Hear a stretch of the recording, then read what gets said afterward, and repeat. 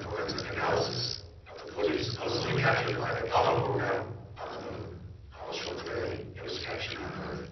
I'm sorry my voice sounds like this. I don't want you to know who I am. There were 6 missions that landed on the moon. As told by NASA, Apollo 11, 12, 14, 15, and 16 and 17. We will call them using the shorthand that NASA uses, A11, A12, and so on. The first 3 missions, A11 through 14, had television cameras set up on tripods on the surface of the moon by the astronauts. The second 3, A15, 16, and 17, had television cameras remotely controlled by mission control on Earth set up on moon buggies. The EVAs listed at the bottom are extravehicular activities in which the astronauts left the lander and went out on the surface of the moon. In the last 3 missions, they were only on the surface on the twice 3 days of the first 3 missions. Here is the setup that was on the front of the moon buggy, the camera on the left, and the receiver, transmitter, what have you. Here is the moon buggy, camera in the front, and a tight camera in the middle, which we will talk about later. All the footage in this analysis was acquired from NASA, their website. Here are the links. All 6 missions. If you click on mission, go to view movie clips. You will see the different segments. They were all broken up into tiny clips. I can grab each clip and put them together. You can see lists of the clips. And I put them together and made a giant edit, which I can analyze. Here's a sample beginning. You can see the running time frame at the top. You can see the name of the clip at the bottom and the segmented part of the mission that is listed on the site. So easy reference if you want to go back and grab the clip and analyze yourself, which I encourage you to do.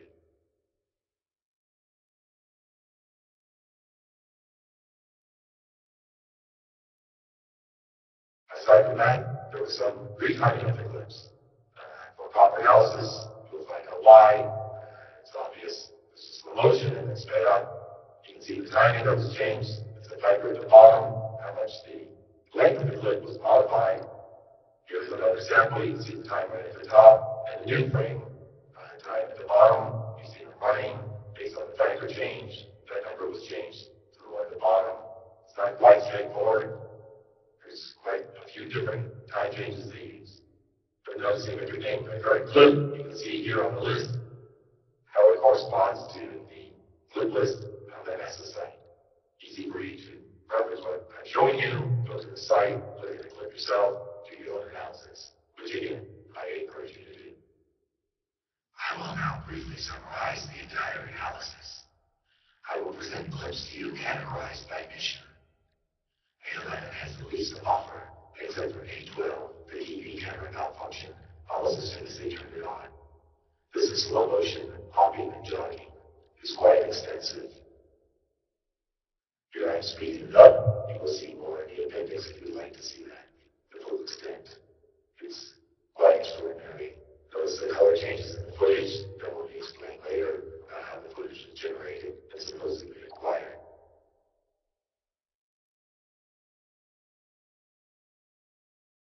This type of footage, the slow-mo, sped up, is very revealing, and is how most people get a clue that the footage is faked.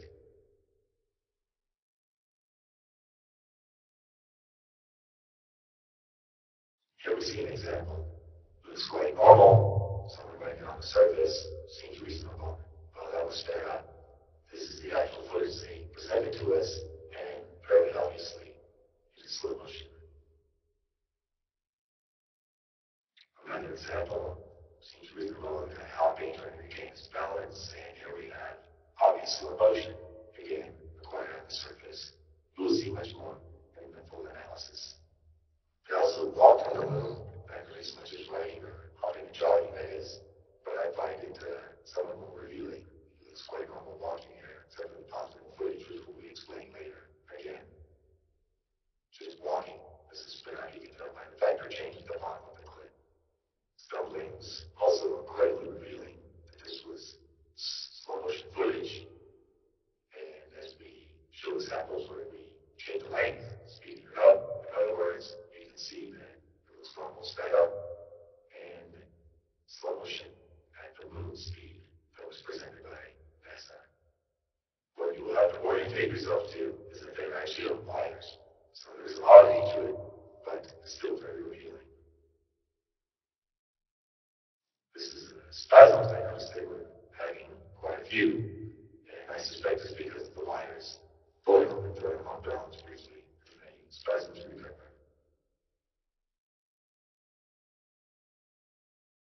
I had some extra events I found that I thought were revealing when shown at modified speed.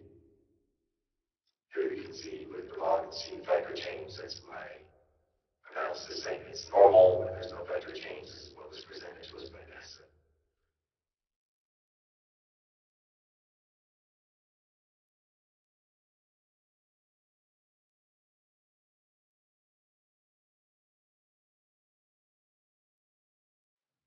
The gravity analysis. Here lies the proof the footage is fake. Gravity analysis of astronauts jumping is correct in NASA footage because of the combined use of wires and film speed changes. We will show quite a few examples. However, the analysis of falling objects in sand quite revealing. Falling objects in sand cannot be put on wires, so they only have film speed changes to hide that the gravity was wrong, and they had few opportunities to make it reasonable.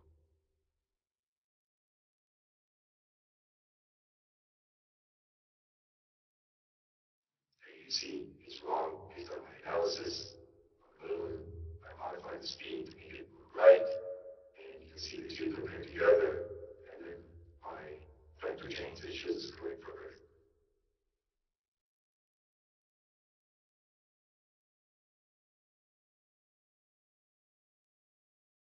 This is one where it was correct in the footage and wrong in my factor change. I realized I had the incorrect factor change for that one spot. We changed it just for the small portion where the object is falling. You cannot tell. It plays cleanly. Here's another example. It's wrong in my factor change. I modify it just for when the object falls, and you cannot notice. You have to see the factor change at the bottom. Same analysis for sand. Lots of opportunities. Wrong in the footage. I'll modify this factor at the bottom to make it look correct. And then in my modified factor change for Earth speed, it is correct.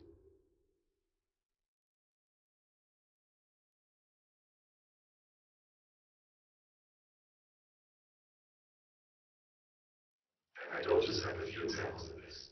Be prepared. And of course, you can look at the clip reference and go analyze it yourself.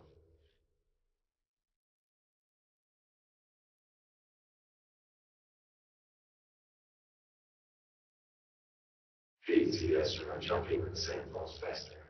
Only a few examples where the sand was falling in the same shot the astronaut was jumping. So I mentioned speed change quite a bit through speed change events, which means multiple speeds used in one clip.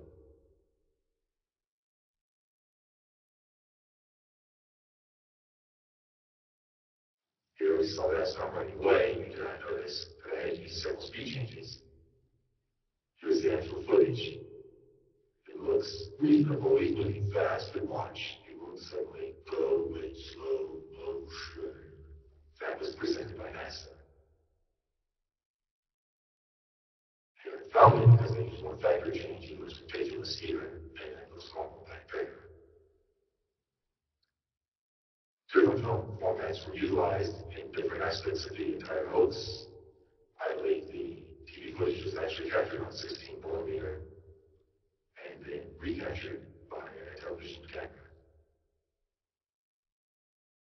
This is an optical player used quite extensively in the hoax in different aspects, but an example of how a camera is pointed at a projector, the projector is projecting the footage and the camera recaptures it at a different speed. We have an example of it in 144 frames, slow motion, and then you can extract different frames and different patterns to create different frames per second pieces of film.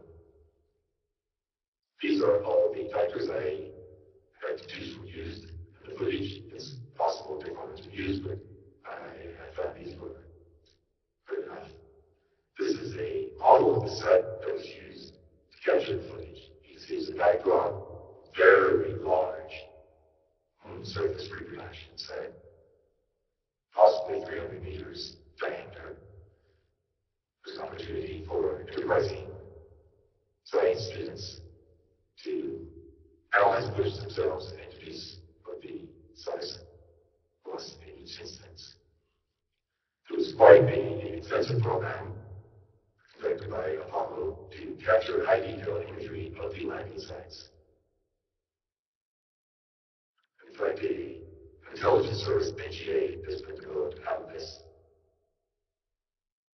Here is a Bell computer model of the surface using the footage. The mapping was quite accurate and extensive. Here we are, POV on the set model. I am showing clearly how the backdrop.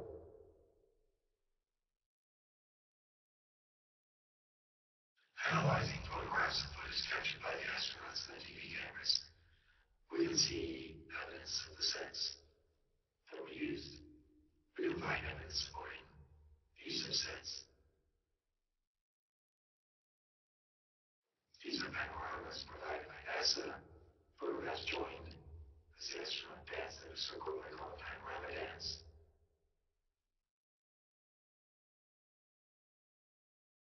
And actually, because of the overlap of the photographs, you can also extract stereoimagery.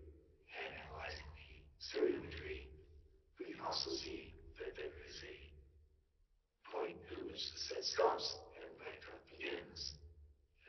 This is also because of the limitation of stereophotography allowed and not easily produced as a set where the plane is photography itself.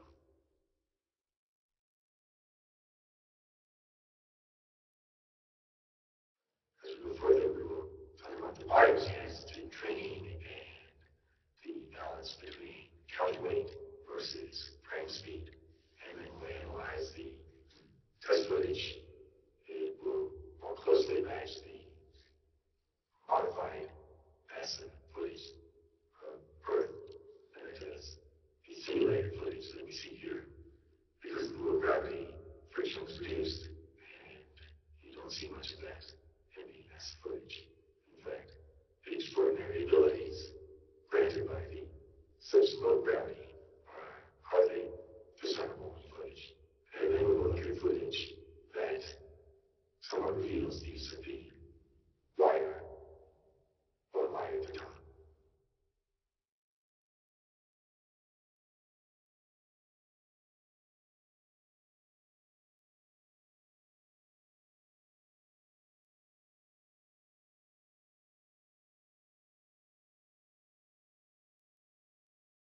There are equations that show the counterweight necessary depending on the frames per second footage used. There was a lot of footage captured by the rover's photographs as well as DAC camera, data acquisition camera. Here we see stabilized and sped up. It looks normal. Nobody looks like it's on the outside.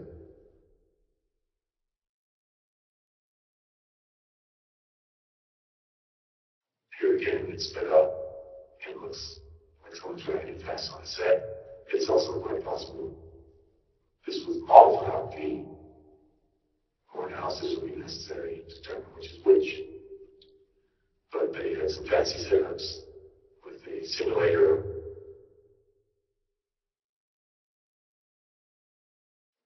Sometimes on the set, as an example here, you can barely see the rover on the same set model. There it is in the middle. They had a flight simulator set up with a complex modeling of the sun matching the generated footage. And all of this is supported by NASA capabilities, which we will show later. This is a model of a snorkel cam, and quite possible they had stop motion animation with a camera inside the model. Look at how tiny that model is, and look at the footage generated by it. This is extraordinary stuff. I find it incredibly beautiful. This is John Dykstra, the mastermind behind Star Wars, who trained under the mastermind behind the Apollo footage, who I claim was the mastermind. But look at this incredible footage. That looks real to me. And this is all a computer-controlled camera in a tiny, tiny model. I believe they used larger models in the lunar simulation, the Apollo Hoax. But these tiny models show extraordinary results. And this is a computer-controlled animated camera. This is a fighter pilot flight simulator camera running over a model, and they actually use the same technology to train the astronauts for the Apollo missions. That's a moon model with a flight simulator, live, real-time flight simulator camera. This is actually a lunar rover simulator, same build. They had a camera, here it is, running over a model of the moon surface, which they would actually accurately model the surface they would be driving over. They have two cameras, two views with one camera. And look at the cameras going up and down as if the car is reacting to the surface of the model. Quite incredible technology, not utilized there nearly as well as it was in Hoax. They had a complex setup, giant, accurate moon models, and they got more detailed for closer landing. This is all set up for simulating landing. They have giant simulators. They utilize real-time cameras run over those models, operated by the astronauts. This is an accurate topographic model of the moon, which is highly detailed. This was actually used in a simulator. You can see how large it is. And I believe this is small compared to the models they used in the Hoax. Here is an example of it being utilized in the simulator. These are just photographs from the simulator, but quite extraordinary. And you will reference footage later to see how easily that was utilized. This is the lab, I believe, responsible for the visual effects by this couple. We will briefly show his history. There's plenty of information on the internet about him. I'm just mostly going to introduce him. We have lighting footage. This is specifically 12. There was a dust blast. Around 8:14, they kind of screwed up a bit. You can see there's a difference in lighting in the craters because before the dust it's a model, and after the dust it's the set that the lander was on.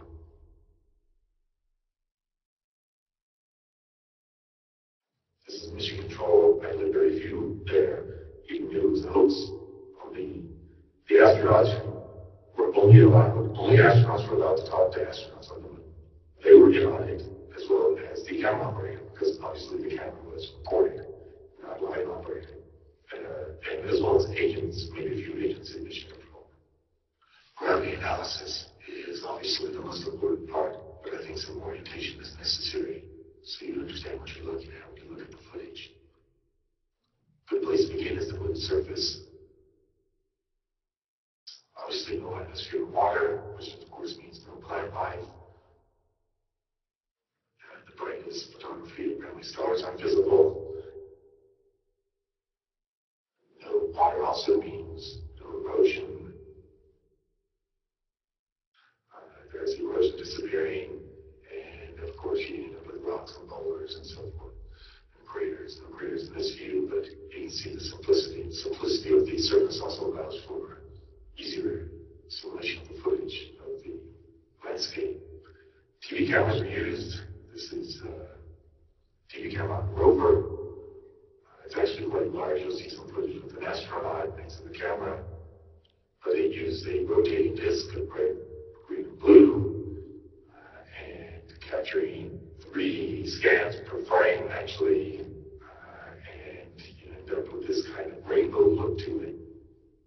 When all 3 colors are present at the same time, fully, you end up with white, you have black, mixing with colors. Mixture of intensity can give you gray or the colors themselves if they're separated. Here we see normal motion water. You can the slower it goes, the harder to see. The faster it goes, you see kind of this blurry image moving. That's what phase film photography usually is made of, and television cameras are HD, and so they have a lot of this as well. There's not so much scan as much as progressive, which is image after image.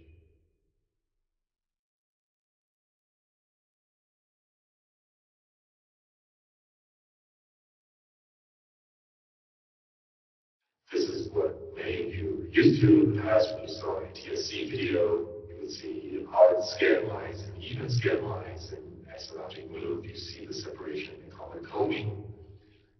This is an exaggerated version, so you can see it more clearly. Sometimes there's a little blurriness, and glow, and a residual image, and so it softens a little bit. It's a little more bearable. But you can see the style of motion blur here. If we have our simulated shot of the moon, you can see what it looks like. This is much more refined. You can barely see the scan lines here.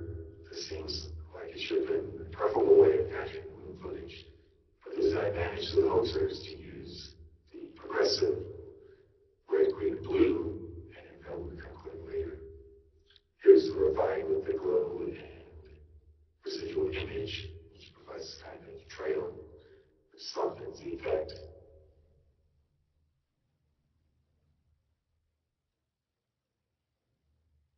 And of course, we have it simulated. There it is, just a shaky camera. Now we show rainbow motion where we separate the colors, and you can see what happens there. This is a view that is spinning, capturing red and green and blue, and red and green and blue, and combining all three together to make white. Here you can see the different colors, and if you combine them at different intensities, you would end up with the full gamut of colors in the rainbow, as well as in between. And the closer they get to being balanced, the greater white and black it gets. And you saw the color footage in the slow-mo. You see it again quite often. That's because of the imbalance that was purposefully done. So now you see the rainbow motion blur. As the object moves, the red and green and blue are capturing different states of the object through its movement. And when you combine them, you end up with the separate colors, except for the overlap. And you get white. The slower it moves, the more normal, quote unquote, it looks. And the faster it moves, the more rainbowy it looks.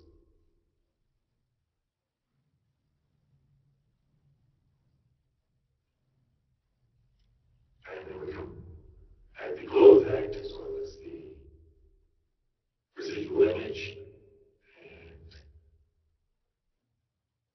you get something very similar. Here you'll see direct examples in a few seconds of this type of footage. Here it's smaller with video compression added on top, so you can see why is the image looks so crappy. It was purposefully done to disguise it was on the moon, quote unquote, but it only ate the details. Here's direct examples of the rainbow motion blur. The faster objects moved, the more obvious the count, and the higher the contrast, white over black becomes very obvious. Gray over gray, not so obvious.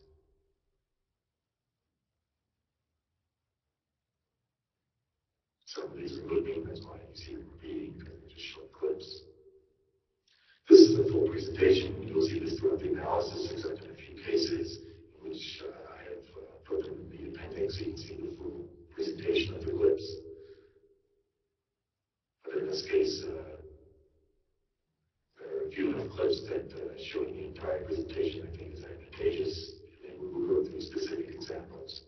At the end of the presentation here of the clips, I will turn some yellow and subdue them because they will not be utilized in the analysis. You can see the ones that will analyze. You can go back and take a closer look at those clips to find which ones they feel like. Look at this very distorted, crappy look. And of course, all my clips are factor changes that comparison. This is the moon speed. This I'm not showing the factor. It's obviously it's very, very slow. I just want to show frame by frame so you can see the rainbow effect. We'll be analyzing thrown and falling objects. It's important for you to understand why you're seeing what you're seeing. I cannot completely explain why. It's quite a complex pipeline they utilize to generate this imagery. It was 24 frames per second was the actual footage, and it was shown to us in 30 frames per second. That's what I have here, acquired from the NASA site, 30 frames per second. So sometimes it just makes it very difficult to analyze, to reverse engineer that, but we have enough control that we can analyze the falling objects for gravity. There's this shimmery, otherworldly effect established, quite extraordinary.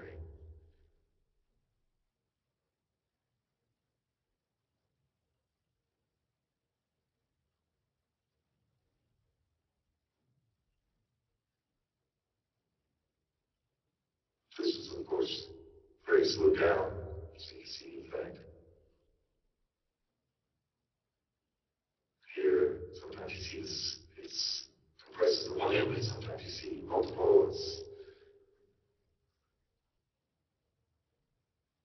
not very straightforward.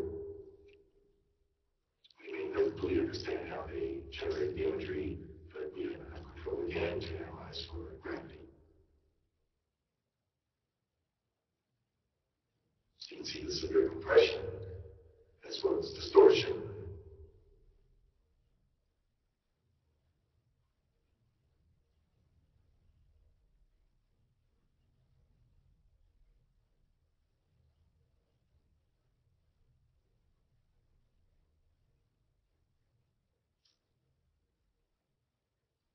Because of the white shovel, the darker gray background, the rainbow motion blur is easily noticeable. And of course, the extreme movement. This is frame by frame. Why the specific changes are occurring, I do not completely understand. I completely analyzed that. I did not see any for this time. Then there are the cameras we utilize lenses. There's distortion as a result. You can see this is the modern cameras cut in half, so you can see the glass inside. Lenses are curved, they're curved more extremely, less extremely. There's an array of lenses. This creates complication, complexity, light moving through.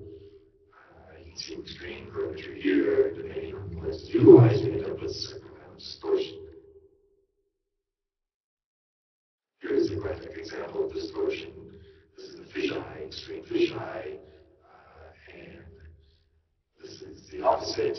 It's called pinch and push, I believe. And you will find in the footage, this is the kind of distortion that you see. It helps disorient the viewer as well as can make some things seem far away than they really are. Frame per second is an important aspect of the hoax. You need to understand it. Please take time to understand it. In projectors, they run film through the projector. Arms grabbing the film, moving it, and there's a spinning disc going right through. It reels the film. And depending how quickly the film moves through the projector versus how quickly it was captured, you end up with some effects like slow motion and sped up. That's the dive camera on the left, 16mm camera, and projector on the right, 24 frames per second. You move 24 frames per second through the projector as it was captured by the camera, you end up with normal motion, 1 second.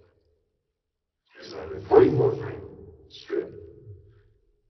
And you can capture it at 144 frames per second if you want, and you can project at 144 frames per second if you want. That's quite extreme most every time. What do you do?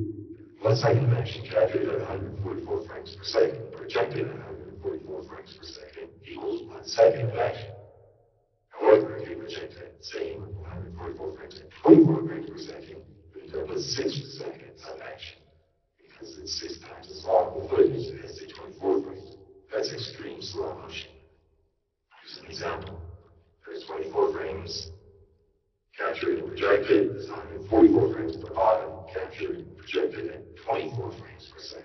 Takes 6 times as long as only 24 frames per second, 6 seconds.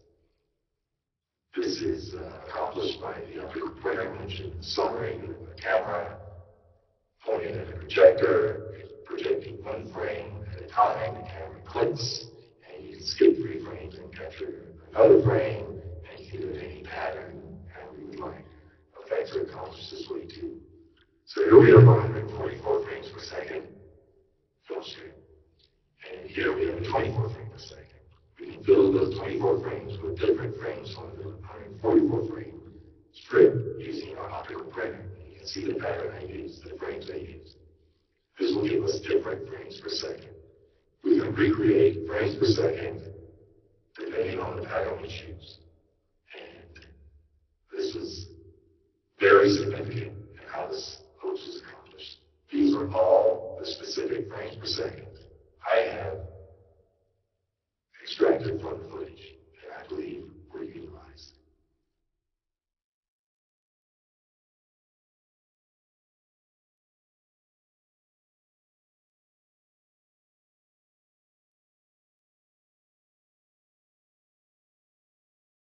Here you can see the pattern of the frames, and then you have some in-between frames which can be used for rainbow motion blur mentioned earlier. Quite extraordinary setup and very efficient and effective. Here we see examples of those frames per second. Playing at 24 frames per second. So you have different speeds of action. You take 44 frames per second, play 24 frames per second. You can take 59 frames per second, play 24 frames per second. How it was captured, the speed it was captured or generated versus the speed it was played will determine the slow motion. These are the factors of frame length that were utilized, that I utilized to reverse their slow motion and make it look normal as it was originally performed. You can see the 44 frames per second is the main film speed, and the others we use in specific instances. Here we see them all, those frames per second, modified by the factors I showed, and you can really tell the difference between the actions. It's the same action, done through a different process, and almost identical at the end of my process. My reverse engineering. You can see subtle changes. You can see the actual frames used out of the 144 frame film length. And so you can rely on the process they use to reverse engineer the action.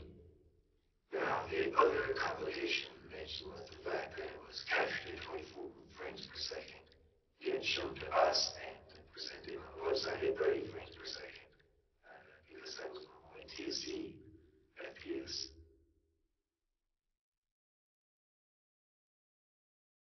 I started the bottom is the 30 frames per second, and the top is also 30 frames per second. But I had it stuttering, which you find in some of the footage. And there's a phenomenon that I find quite interesting is that the distortion of the footage, because it was broadcast from the moon, and some time changes where it actually went backwards in time and then started up again, and you had remained in sync. And that's a phenomenon that I think should be explored more. But of course, it wasn't real. It was just to confuse the viewer and to make it seem like it was coming from the moon, quote unquote. And that's a presentation there. You can analyze more fully on your own. It's not vital for this presentation, but it was presented to you so you have access to it. Now we get to the gravity analysis. Here you can see, I show you how to come up with my graphic for analyzing the gravity. The blue is Earth gravity, the red is moon gravity. You can see the obvious difference. The moon objects fall slower, the blue objects fall faster. You won't see these animated. The analysis, I'm just showing you how this graphic was generated. The footage was matched up to the astronauts so that the astronauts were the same size. And based on that, the analysis was generated. You should familiarize yourself with the numbers on the graphic. They represent certain specific number of frames that fall every time. There is no exception. Gravity doesn't change. And because of the frames per second, 24 frames per second, here represented at 30 frames per second, it's the same thing. It's 1 second of their time. You can tell by the sound scene. There is 30 frames per second. You can determine how many frames it would take an object to fall on the moon and on the Earth in a certain number of frames at a certain distance. Again, it doesn't change. So here we have astronauts jumping for various reasons, locomotion, fun, who knows. Thomas jumping in the bed, but obviously no jumping in the first three, and I could locate, and mostly in the A-17 here. And of course, they had the astronauts on wires, so in my analysis, their gravity was always accurate to the moon. This was a frames per second combo with wires. And based on the equation you saw earlier, about 46% of the weight was taken up by the wires. And so, quite the same as the wire simulation. They used this weight quality, or excuse me, lower weight quality. But of course, combined with the frames per second, which was 44, they always fell at the exact right speed. Here we can monitor at the top of the head. It doesn't matter what part of the astronaut you match. You look at as long as you can clearly designate where it is at the beginning and ending of the jump. Here, also, it can be beginning the jump to the apex where it stops going up, or at the apex down, or starts going down to where it lands. If you question my choices on these, there's not much you can do about that, but it was as accurate as it could be. You can see it matched up the astronaut to the graphic based on where the feet were located, and if they're leaning forward at the top of the pack, is where the top is, and if you see the motion as they lean over, that's a very accurate practice when you do much of the astronaut's head, and based on where the astronaut is located in the suit, high level, down middle of the visor, and how much more about that, determine what the height was. And so, of course, these are all raw in my factor change, but not if you include wire work. And here, of course, they're great every time. What it does do is should provide confidence in my method here. It's almost always on. I think one earlier on was yellow, that meant it was off by a frame. I only found one other occasion where my analysis something was off by a frame, but because of other tricks with the frames per second, dropping frames, and so forth, you can see why that might be the case. Sometimes to stabilize the footage, you can see in the top left corner a reference of the actual footage, and then how I'm modifying the footage, you can determine based on the differences. Now getting dropped in front of objects, there's quite a few. This is really one of the significant things that led me to proceed forward with this analysis, is I found so many opportunities to measure the gravity.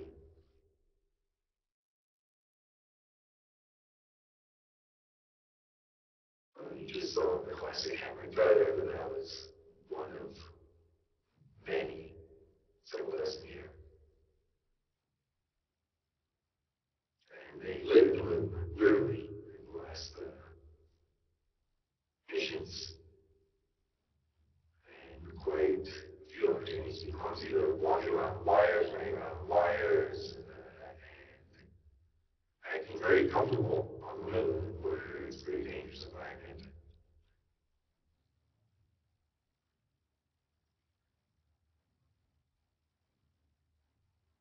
So I won't obviously analyze all of these. They're not all easily analyzable. You can show you after the presentation the footage to see which ones to some way as yellow, those are the ones that I could not conclude, and you can take a closer look at those yourself and see if you can find something different.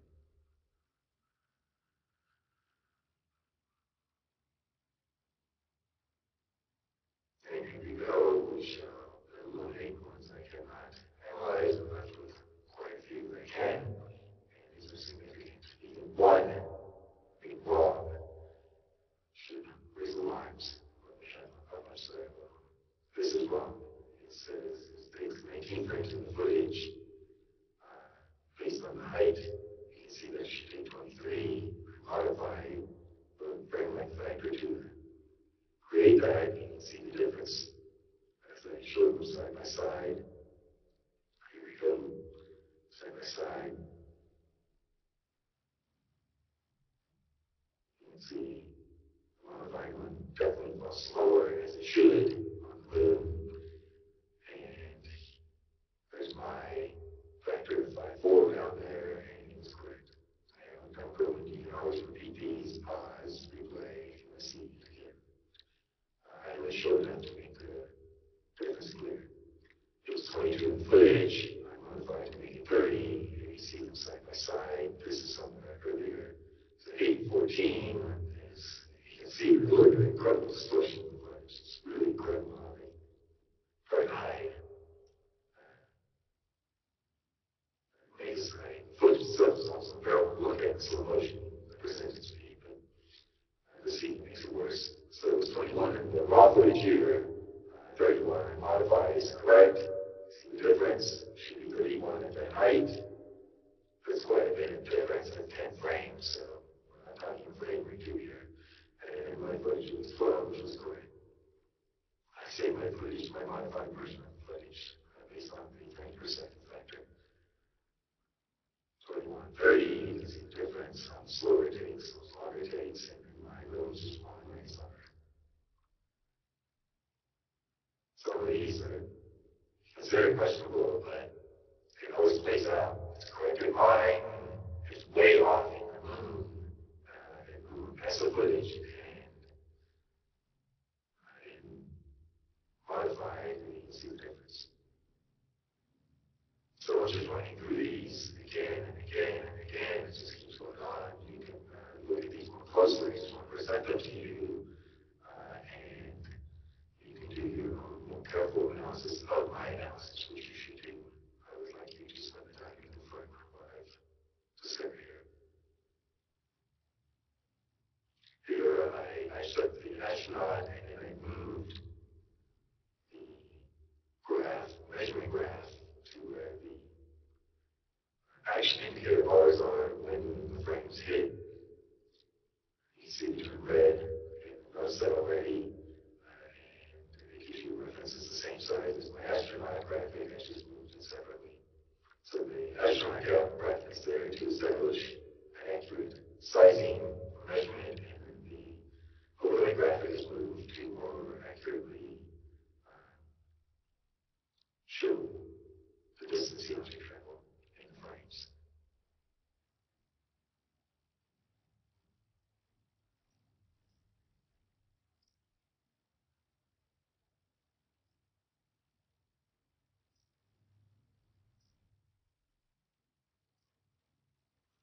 Every time it's about 2/3 difference there. It's 2/3 as many frames as it should be, and then I'm corrected every time. But let me correct that statement almost every time. I'll show you why statement. It was not correct. There's some tricky levels to correct this footage.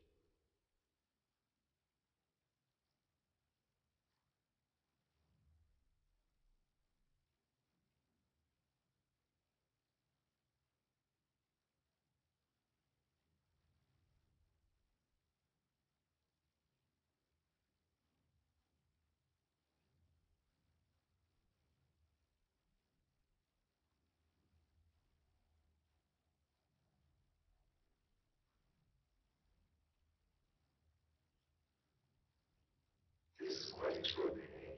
Looking at it now. I'm learning this step one. It says yellow 15 is off by frame. That's minor. It's not really an issue. It's discussed. There's frame dropping. All kinds of tricks going on to disguise what was happening here.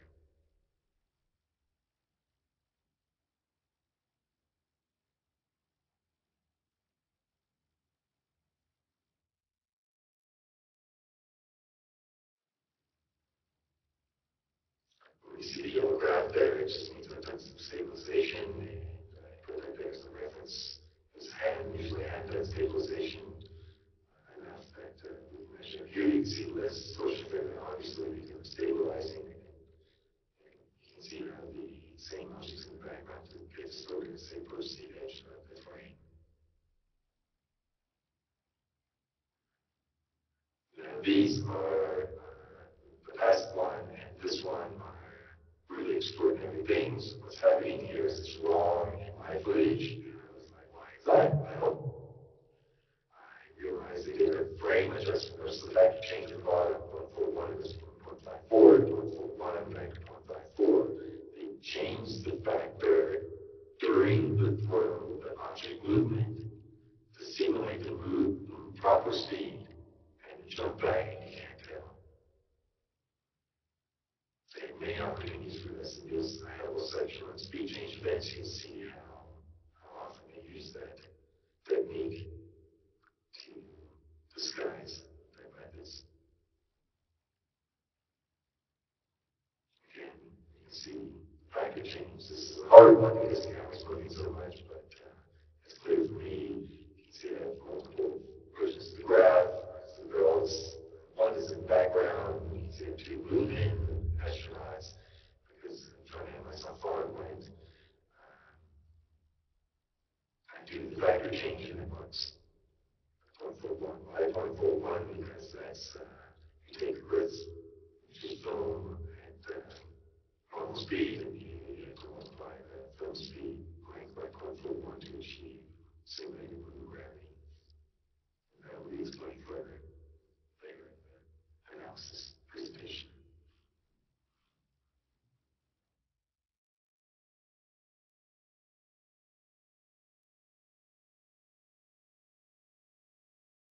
That is wrong. Watch the 0.41 change.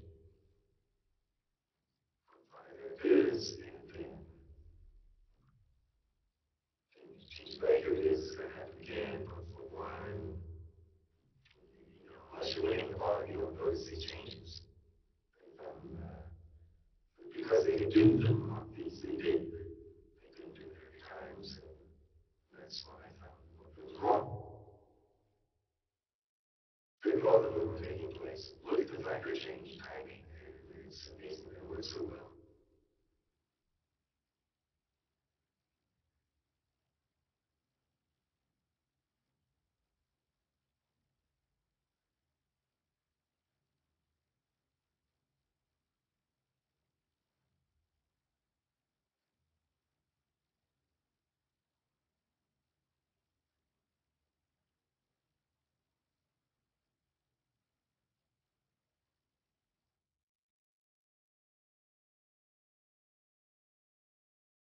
He's running out his full motion and his speed change right in the middle.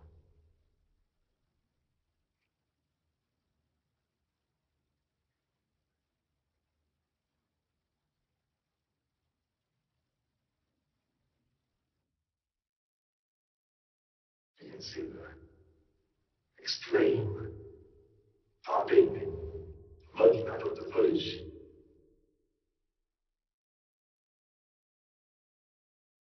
Here's the classic event. They did drink that one too. That's the obvious one. Now we get to the sand.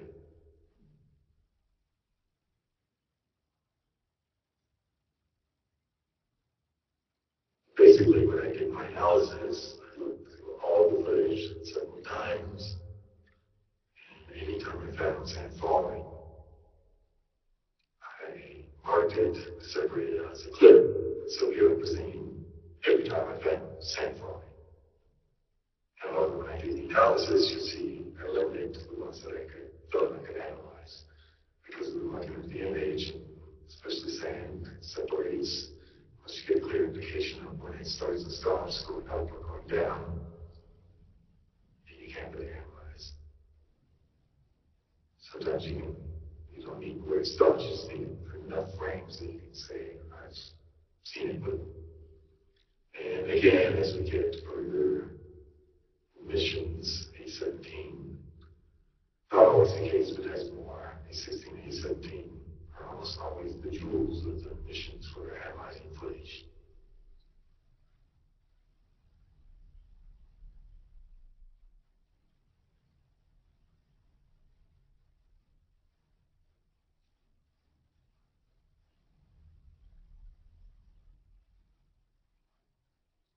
there's a graph aspect on for measuring. Here you saw the sand fall. You can see when it starts, when it stops. It's wrong. It says 31 frames. Showing clearly where it begins, where it ends. It should take 40 frames.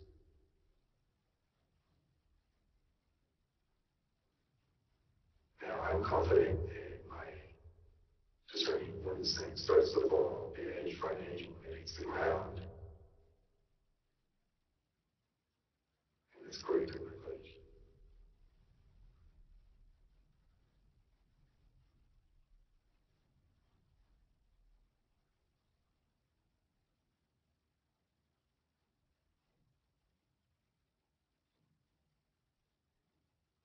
Very blurry, very difficult. I would go back and forth and see changes on the ground, or wherever I could discern when the same hit, even if it's off by a frame or two. That's minor compared to the differences we're seeing here.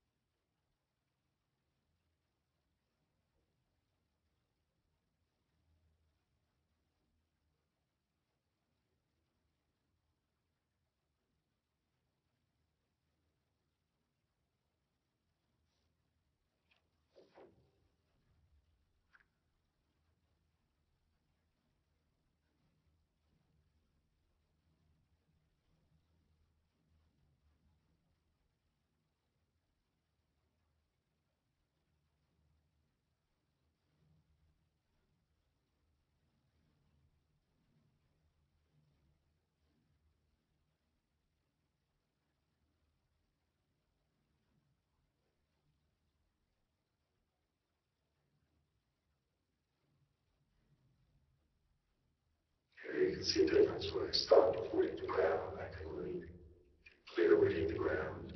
But you can analyze it at any point during the fall if you want and say stop here. The rate is the same for those frames.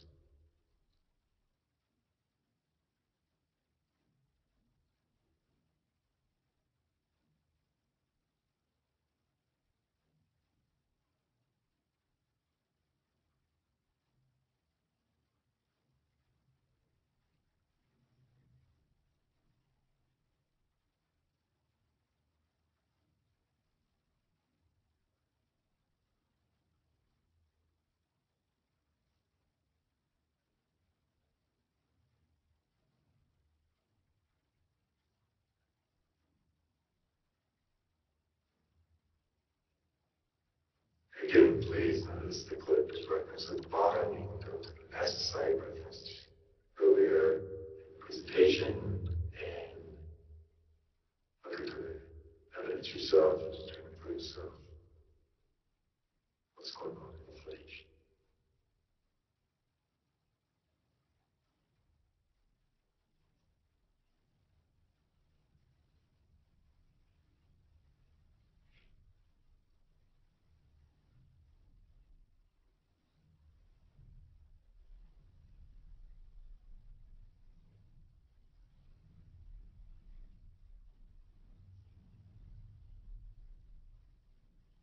You do realize how many times we're seeing things fall at the wrong speed in the massive footage. This is not a fluke. This is clear evidence that symmetry is fake. This is an interesting one. I had to determine where the top of the instrument was, and then to help aid myself in the analysis, I used one of my gravity balls, and you can see it matches up and doesn't match up according to my analysis in the expected times.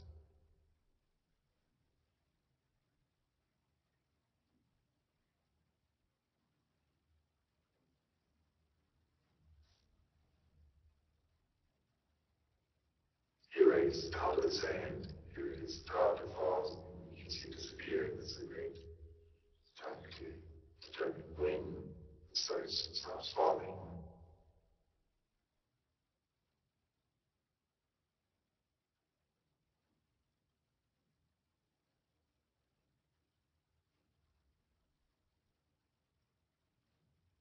He did a lot of shuffling, so I have a lot of opportunities to measure what's wrong every time.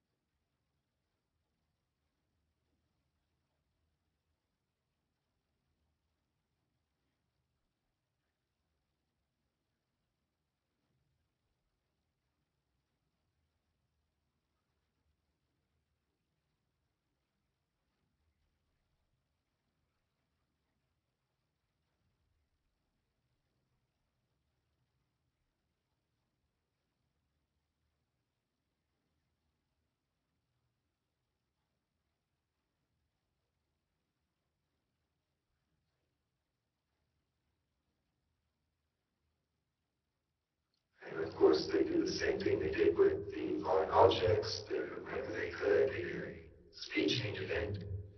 Factor change to frames per second change to hide that this is fake footage. There's only a few of those. I find these very interesting, where the astronauts jumping at the same time sand is falling, and you can clearly see the sand falls faster. This is the moon speed NASA, aka NASA imagery. Look how high the sand gets, and it hits the ground before the astronaut does. They should be falling at exactly the same speed. That's what the Hammond effect was all about. It doesn't matter what object you draw on the same line, they land at the same time because there's no atmosphere to slow down the more air-resistant objects. So here the sand is up with speed and it totally clears out below him and then he lands.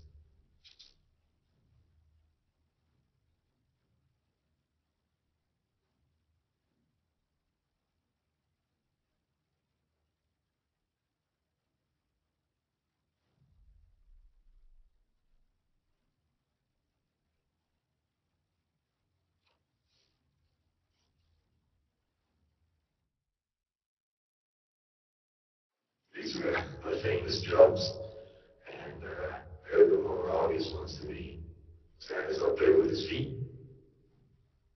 Sand is up there with his feet, and then clearly he's falling as fast as Earth gravity. He's falling slower because he's hanging from a wire.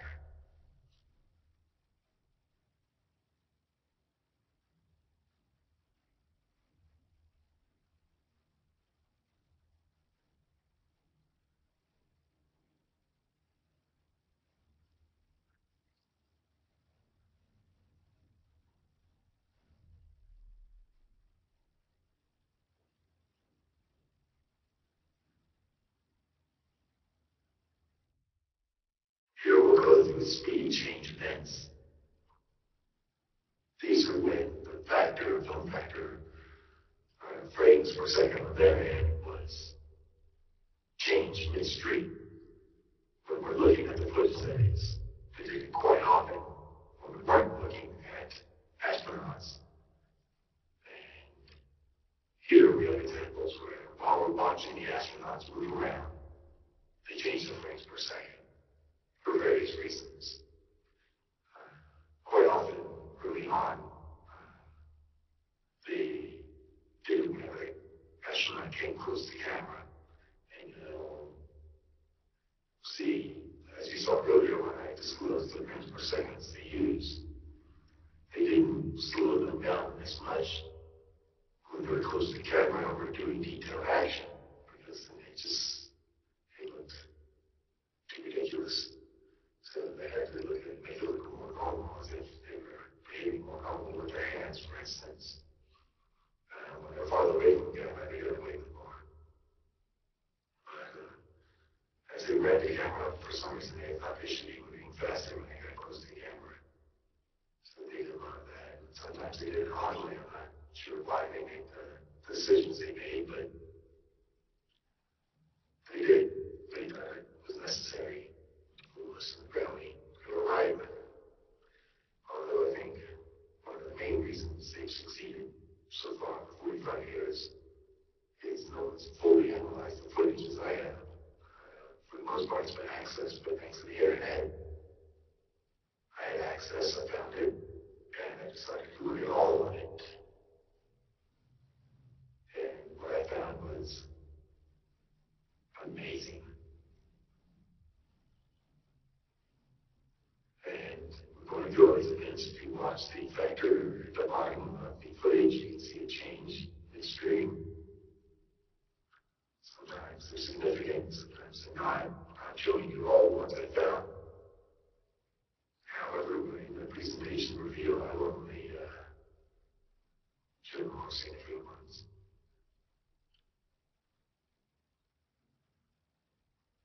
So you can see A15 is the wear on this one.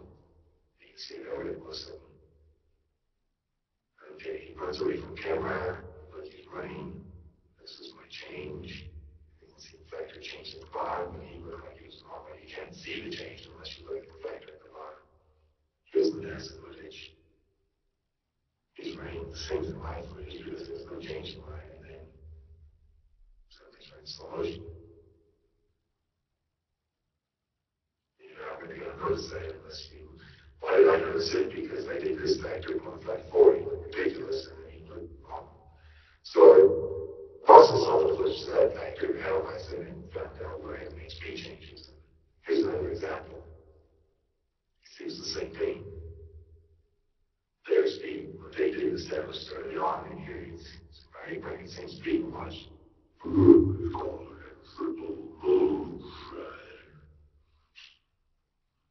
and here I found it, he looks ridiculous and he looks normal. Okay, again, we're using a camera, since he gets close, there's a big speed change.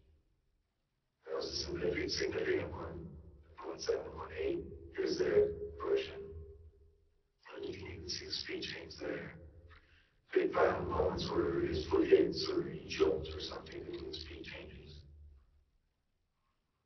Again, coming a camera, I believe he grabs the camera here, shifts it, you can see the rubber, but look at that. Almost 0.9, there's a 615, the MP with motion blur. I have the motion blur to help smooth out the action, maybe speed up film. Sometimes it looks better because you lack the motion blur. So here's their version.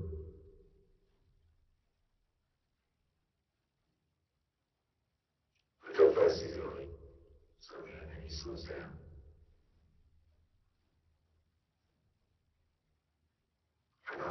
My assumption is as they were watching the footage when they generated it, is the axis looks too slow and they can't bring that speed up.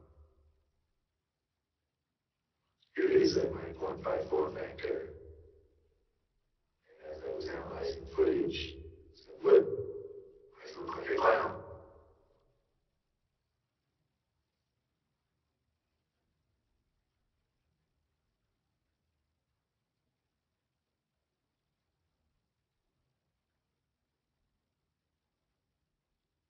The same trick again.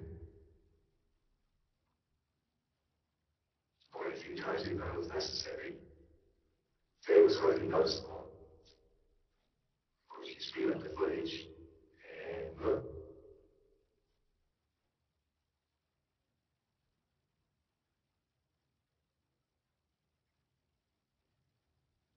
There's this theory that somehow brought back in time, the footage goes back in time forward again. I don't think that has ever in any legitimate footage, ever in the history of footage, except on the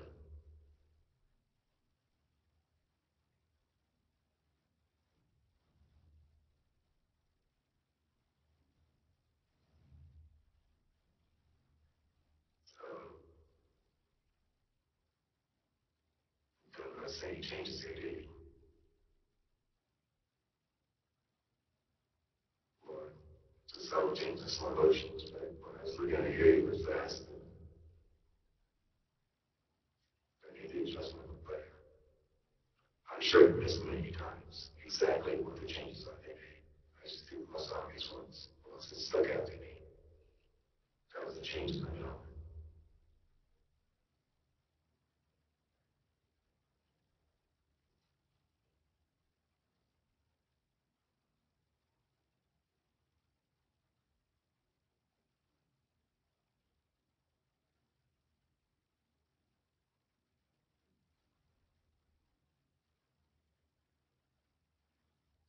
Here is the company looks really fast, and then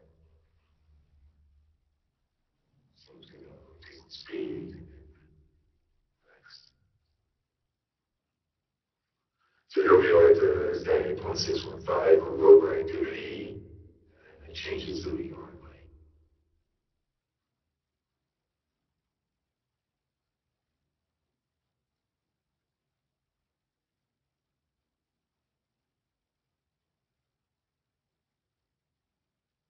That was the spasm if you didn't notice.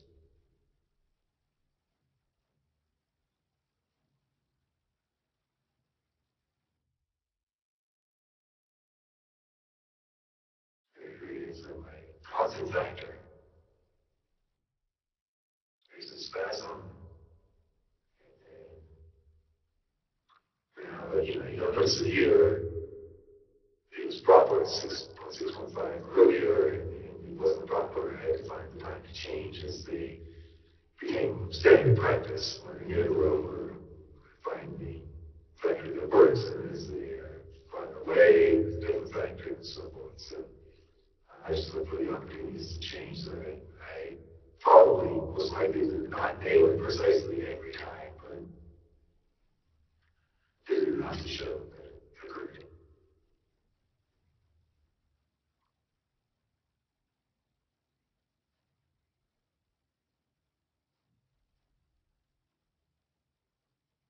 Without boring this footage, it's amazing at very low speed. I wonder if no one wants to look at this. If you want to go to sleep, look at NASA footage. Why? Because it's in slow motion. You can't barely watch yourself do it in slow motion all the time. It's absurd.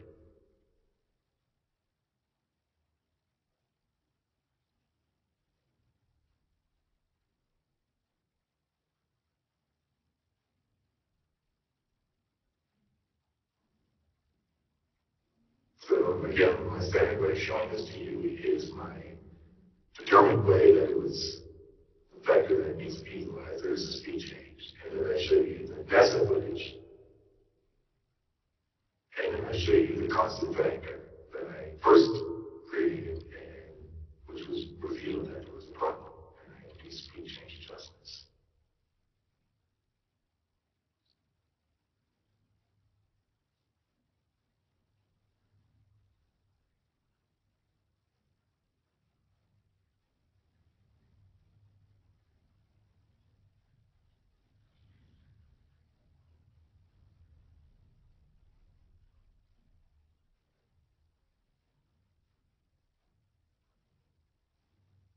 So I have to leave the footage if you want due diligence. I had to go through this process so it's clear what's going on. Here's the constant factor.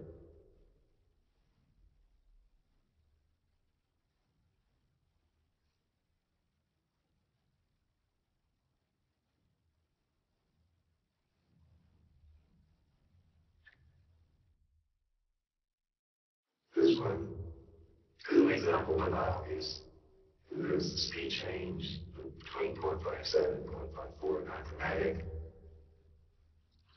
but it's a great example of how the astronaut's in full motion. He hits the ground, starts doing stride, some kind of change that allows him to hide the factor change.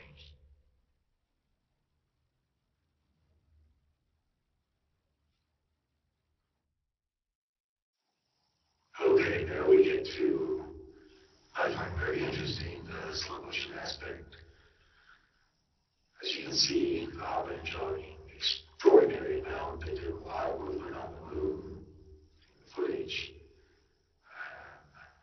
the extent to which these missions were supposed to have taken place is really crazy. And the amount of running and hopping they did in this very dangerous environment is irresponsible, to say the least. But I've kind of categorized them here. You can see them coming out of camera, going away from camera, hopping to left and right, and so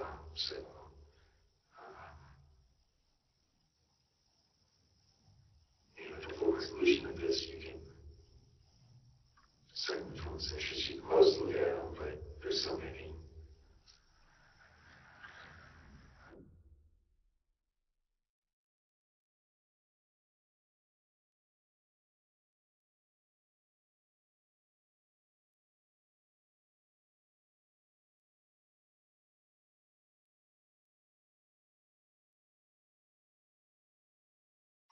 Here I am analyzing them because the factor change versus the NASA version. NASA version, obviously slow motion. Anyone in the dial at this point is fooling themselves and we should stop. And you saw earlier in the summary that normal, and this looks slow motion.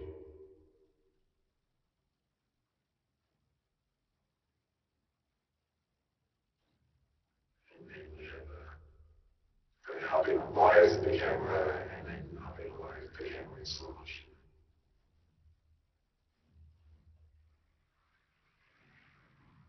You can see that in the back trying to regain his balance, and here he is trying to regain balance. Slow motion.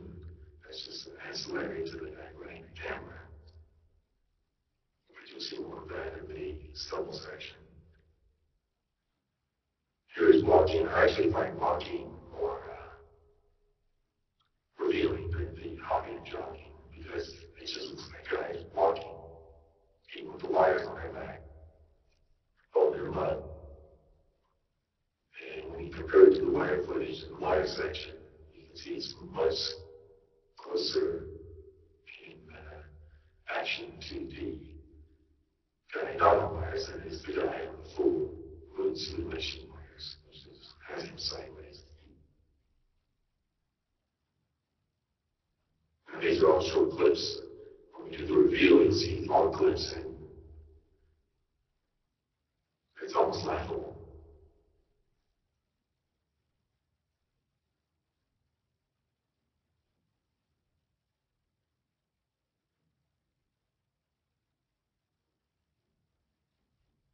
So here they all are together, and you can see at what I consider normal speed.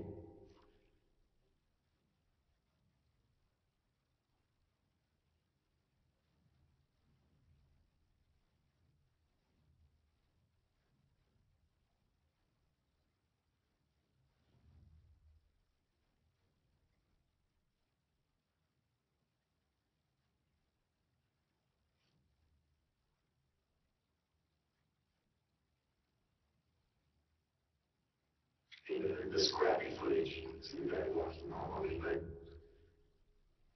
he's kind of stumbling, he's hanging on his wire, and he's walking.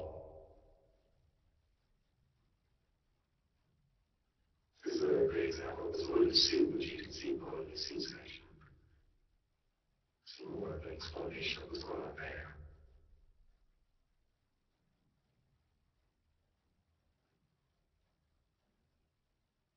I love this one.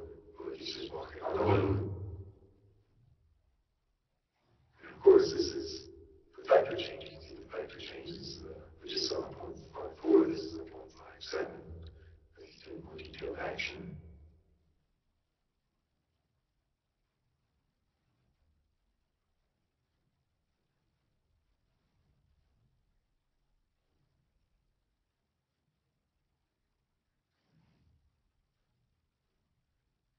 This is, I think, incredible.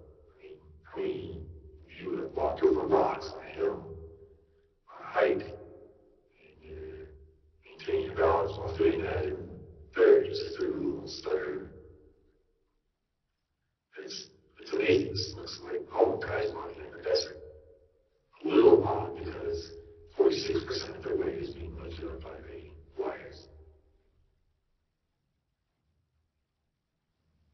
And I'm sure the packs on the back aren't as heavy as they were supposed to be in the moon packs, because they're not really on the moon. It doesn't have to do anything it's supposed to do.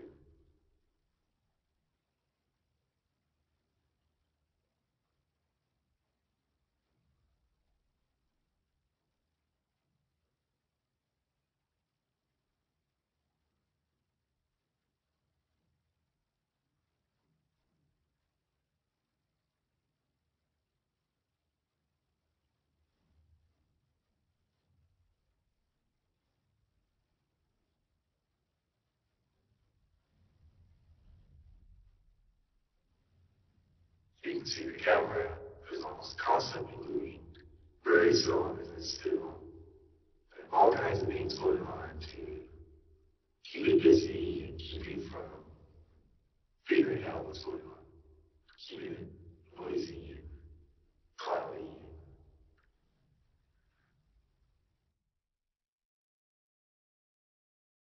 This is great. Look, he's just walking. This one too. Just walking over the rocks.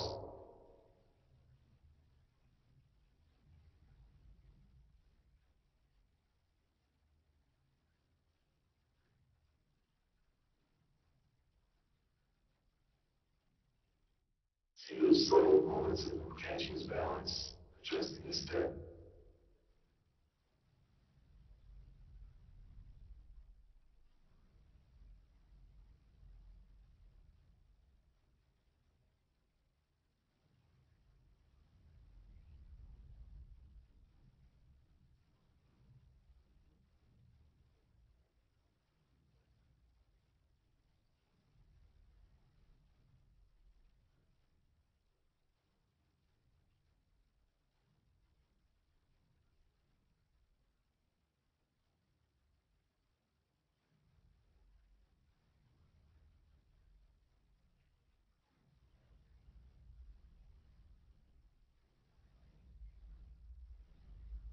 I find the stumbling also very revealing.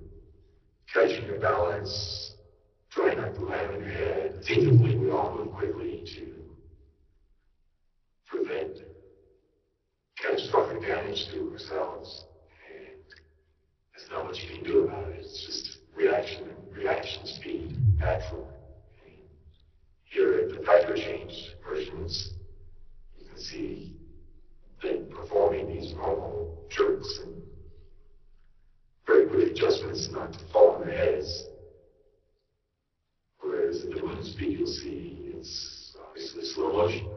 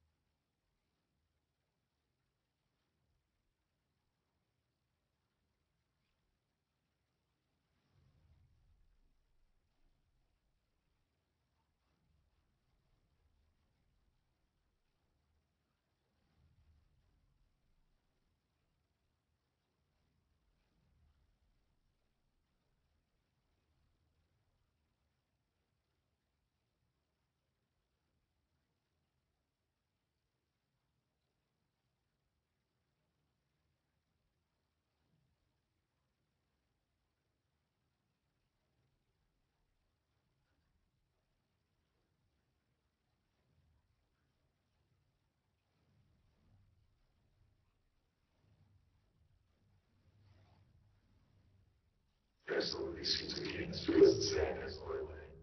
Keep it from dusting.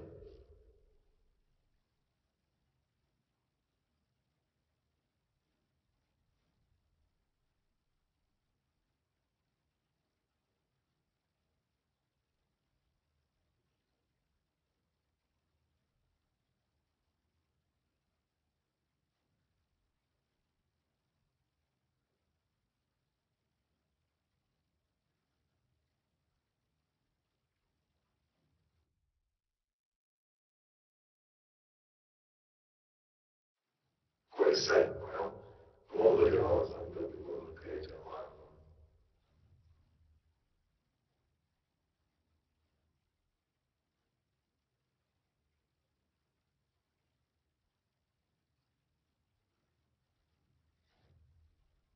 There's the moon speed.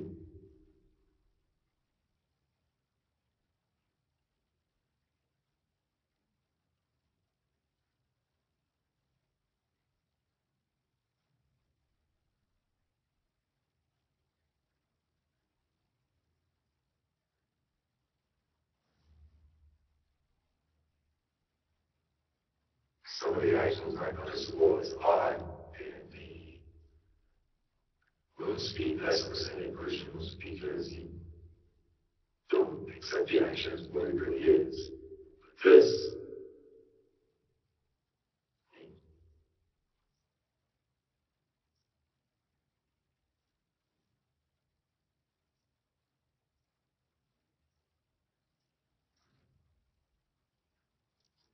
some of these are just clearly slow motion. How anyone could accept them as anything else is not really reasonable.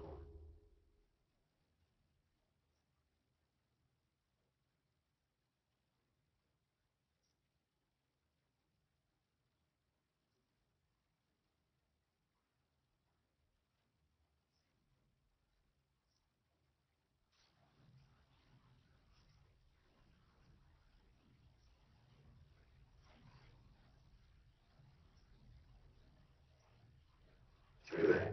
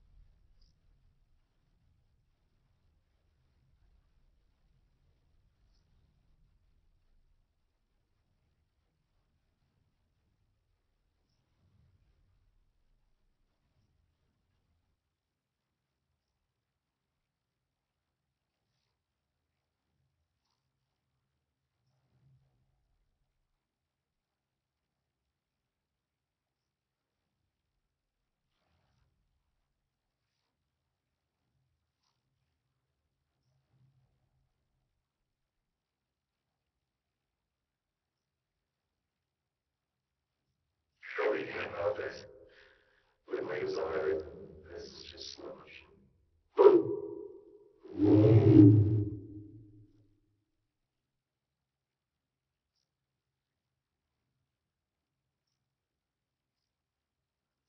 And there's no reason for them to even be slower. When you look at the wire analysis footage, later on you'll see them behaving differently. The oncoming and simulated with gravity. So as far as I just found this as I was looking, what are they doing with these weird jerks? And it's, someone being pulled off balance suddenly unexpectedly and snapping the game. Why is that happening? Well, it's probably because the backpack, we load more backpacks, so all of us who have, we're ready for it. It's when someone pulls on us or something snags us that we didn't expect. There was a momentary off balance, even if we weren't going to fall, we respond as if we were. And adjust ourselves. They're being pulled up by a wire. The wire is actually pulling up on them. And unexpectedly, maybe there's some tension, or something happens, or it pulls in a way they don't expect.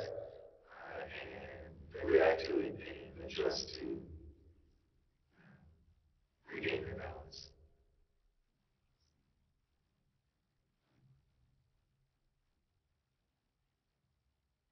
And it's also possible that for whatever reason, it feels like it's not pulling up as much, and they're not as supported, they feel like they're going to fall forward, so they snap back. Because more likely, they're resting on this wire quite often. They're relying on it, they're resting on it, they're actually laying it, lift them up so they don't feel as heavy and they can hop and jump. Here's some miscellaneous slow motion events. We're looking at a lot here. I think they're significant and I categorize in other ways as hopping, jogging, walking, etc.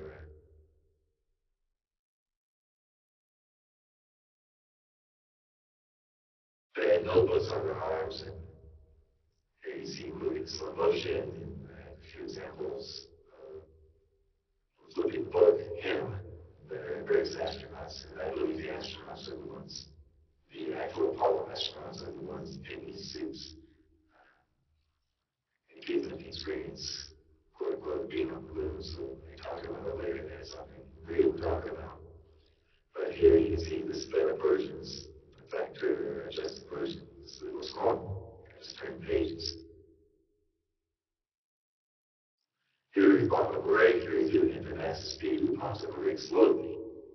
Who does that? Then it pops up quickly. That was a hammer throw, another hammer throw. You can look at those at massive speeds. Here, look, right, looks normal, adjusting, checking the tape, which it is, and here's a little slower. The factor wasn't as different here. It was different, but not nearly as much. So, still looks slow there, but doesn't look nearly as real as the fast version. Banging bar, here, shaking it, and banging it slowly.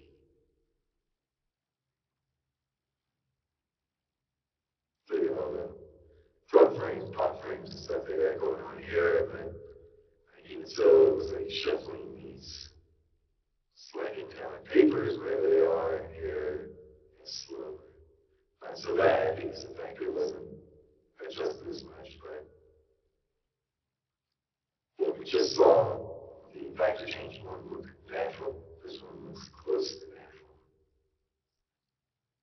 Scratching's ass, if that was funny, I put it in there. Watch this. Can't catch the flag, but now can't catch it in slow motion. Popping the flag, straighten it out. What was that? You don't do that to a flag to straighten it out. You pop it. Testing it here, testing it slowly. Taking up the wheel of duct tape actually did that, damage the wheel bearing for whatever reason, and now he's taking up the duct tape in normal motion here at the 6.5 factor. Sticking holes in the ground.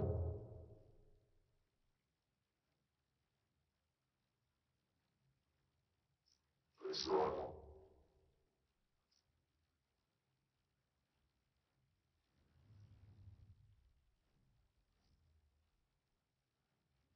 Sifting sand. Slow motion sifting sand. Sifting sand again. Several other times there. Actually, this was just he was popping the wire to see the tension was normal. Back to version. Here you see some rocks rolling. Shooting wherever. You can look more closely at those. When you're on most of normal rolling factor speed, here he's pulling. Some cart, A14. That's before the rover. It's handheld. Factor change. It's normal. Getting into the rover and the two times I thought was occurring. You can see it right that has some black chest camera. We're still trying to hear taking hold. Except for the weird stuttering they incorporated here. Looks like someone taking a hole on Earth with a tiny shovel.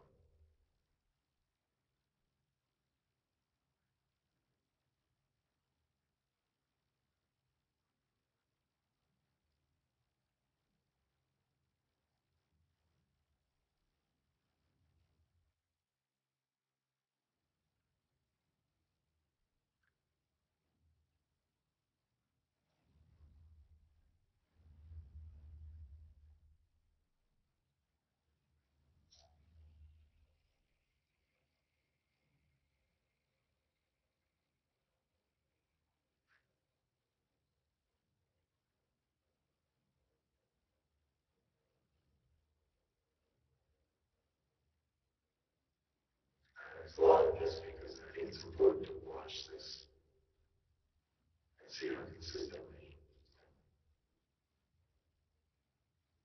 it's been factor version.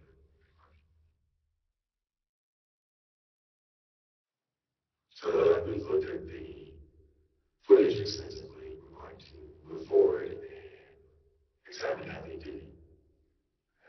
One of the first things we should look at is the film gauges and how it was utilized to make this happen. Film gauges refers to the size of the film, 16 millimeter, 35 millimeter, 70 millimeter, as well as others, double 70 IMAX.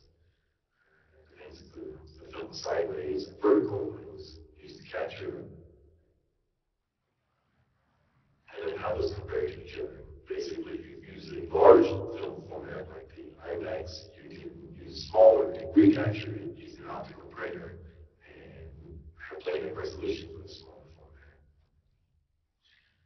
I believe the Apollo footage, TV camera footage, was originally captured in 16 millimeter and then optically printed of sorts TV camera. It transfers TV to video, in other words. And here you can see the difference in resolution. Clearly, plain resolution 16. And on set, it was probably rated so that it was underground or transferred by wire. The TV camera had fiber optics in it. It's very similar to the endoscope. The lens is on one end of the fiber optic. The light moves through the fiber optic to whatever's receiving the light on the other end, for instance, film, and that allows it to travel distances. That explains why we have this lens distortion on the side, more than the lenses themselves. So this was all captured on a set, a huge set, multiple sets. There was probably a set for every location they went to. Possibly reused, rebuilt, but they were highly accurate, built on satellite imagery captured for the Apollo program. Highly detailed, highly accurate imagery. How big were the sets? Well, they weren't as big as the entire location visible in the scenery, the images, and footage. That would be absurd. It's supposed to move, if you could. So how big were they? Well, the deep reduced scene, was it everything you saw? Was it just enclosed mountains? Still too big. What's the magical head being closed? Was it this small? No. I'm guessing around this big, 300 meters diameter, somewhere in that range. And then the background was the backdrop of sorts that you hear used in the movies, a very sophisticated one. This was an enclosed environment with a backdrop. The backdrop was projected with highly accurate model imagery created that matched the set.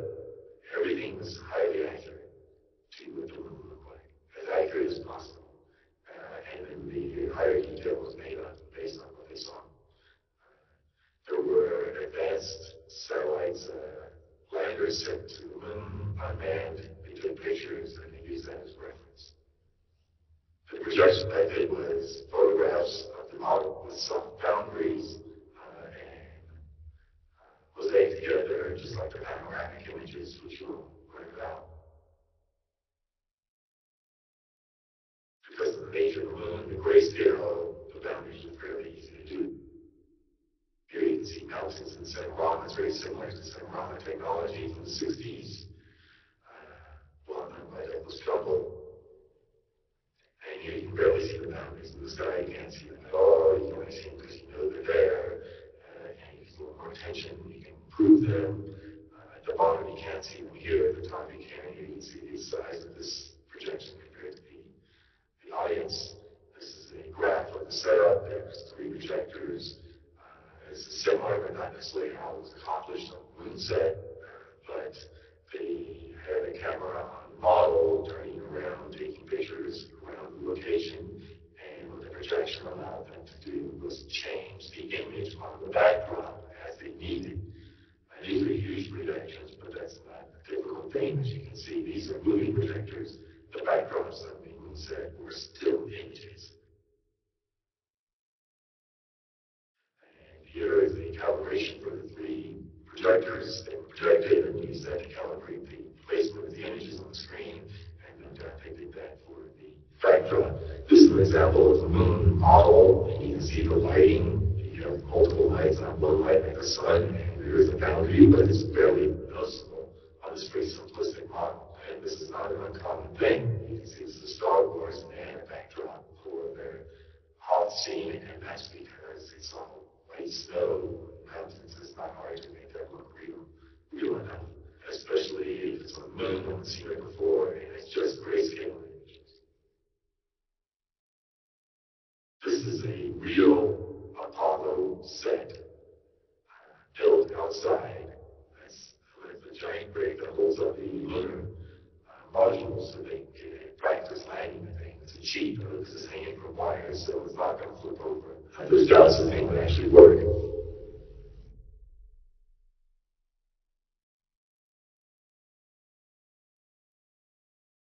Here you see it's cheesy looking set because it doesn't have all the detail that was thrown in. It looks like a model, but it's sped up. I sped up so we don't have to see it. You're watching the whole thing. You can find it online. But it's an example of a large set with craters built. They do much more sophisticated, reasonable implementation for the hoax, obviously. And sometimes I think they do these kinds of footage to make throw people off. Oh, this is the best we can do. It's the best you can do, really. So here we have examples of maps of these locations of the landings. It is generated from satellite imagery and highly analyzed. Highly analyzed. Here you can see the scale is 500 meters. So you see this kind of striping that's for the satellite passes, multiple passes, and we're probably not seeing the full resolution they have access to. Here is about the scale of the set I'm saying. The size is, you can see you've got undulations there, you've got plenty, even fake rocks, and smaller craters. That's what you need to do. Who's going to know better? Even today, they don't have satellite imagery that gives any more detail than that, unbelievably. It's really reproduction. And here you can see the analyzation of the imagery grid. For reproduction, you can use grids of great for reproduction and smaller grids. Here's an extraordinary thing. In Cider, Arizona, they used explosives to create craters based on their ages and ejecta and so forth. And this is an accurate reproduction, life size of the moon's surface to a large degree. There's the actual satellite imagery on the right. There's the striping again from the satellite passes that were joined together, mosaics. And on the left is the reproduction, life size, and that's a huge reproduction, but not as big as the set, I believe, they created for doing the fake footage. But this is an extraordinary thing. It shows you the accuracy of the mapping they had and their ability to reproduce it. Here is a computer model based on the mapping that Bell Labs created, and they used it to plan out where they would go with the rover, the slopes too steep and so forth, and why not use it to plan out vantage points for cameras and so forth, what you want to see, what you don't want to see, where it's going to be problematic, and to plan out the sets. Everything was in place, full simulation program, full mapping program to create these sets highly accurately and much better than anything that was actually used in the Apollo training program. And this is supporting documentation for those Bell computer images.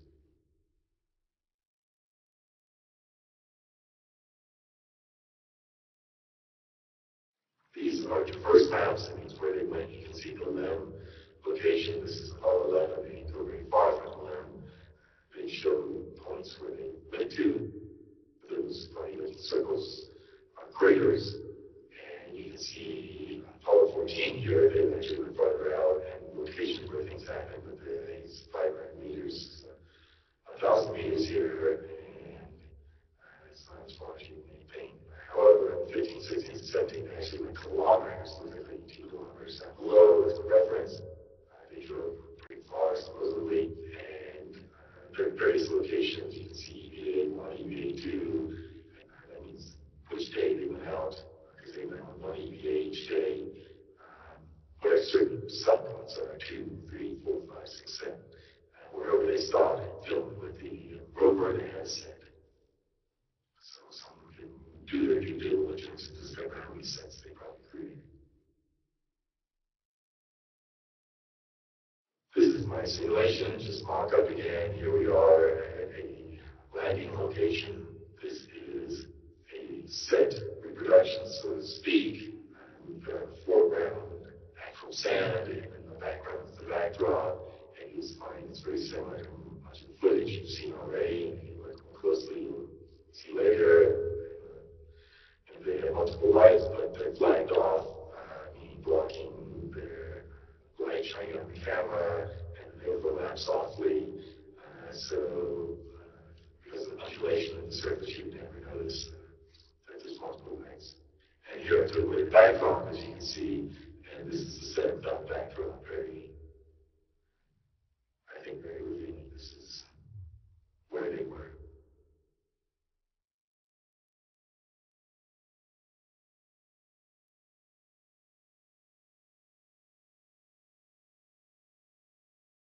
And bringing the backdrop of my colorful grid so you get a sense of the wall. Because of the nature of the moon surface, you lose distance, perception, and so forth. So we got away with a lot of that. It helped them, in other words, because you can't tell how far away, and no one was moving anyway. So, and none of the footage was used for measurements. You can't use it. There's no reference to exactly where you are. So any discrepancy can be so off as we don't know where the camera was. With no GPS, they don't know exactly where it was. So here we are. And so the model is used to create the imagery in the background and identical reproduction on a different scale for the set, sand, and so forth. There's a hole in the wall needed to put the blank part back to avoid diverging shadow.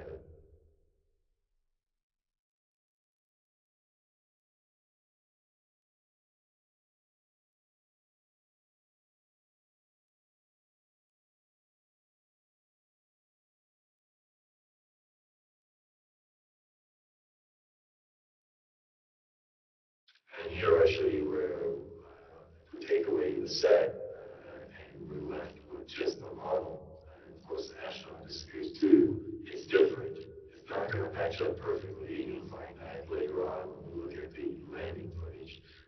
But it's close enough, certainly, for this.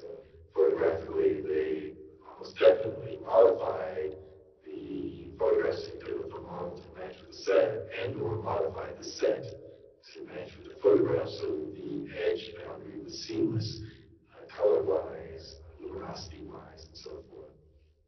They may have even adjusted it with the lights because no one's going to know that it's slightly off from what it would actually be. And here we zoom in on the set again so that you can get a sense of how this was built. And if they were on set and they moved the location of the camera, they just changed the imagery that was projected on the wall. With their model, they could shoot from any location they wanted and create a circular set of imagery. Here we have panoramic images generated by NASA from astronauts. They did what I call a panorama dance, where they did this odd little dance in a circle as they bent their knees and tilted the camera up because they used one where they could change the vertical aiming of the camera. And they had quite a few panoramic images here, some multiple ones from some sets and single ones from other sets. And so this is another tool for enterprising young people to fully recreate the sets that we used. I'm separating them here. The top ones I won't be looking at, the bottom ones I will be looking at. We only have to look at some to get a sense of how these support the locations actually being sets and its limitation of photography and distance differentiation, distance limitation of photography.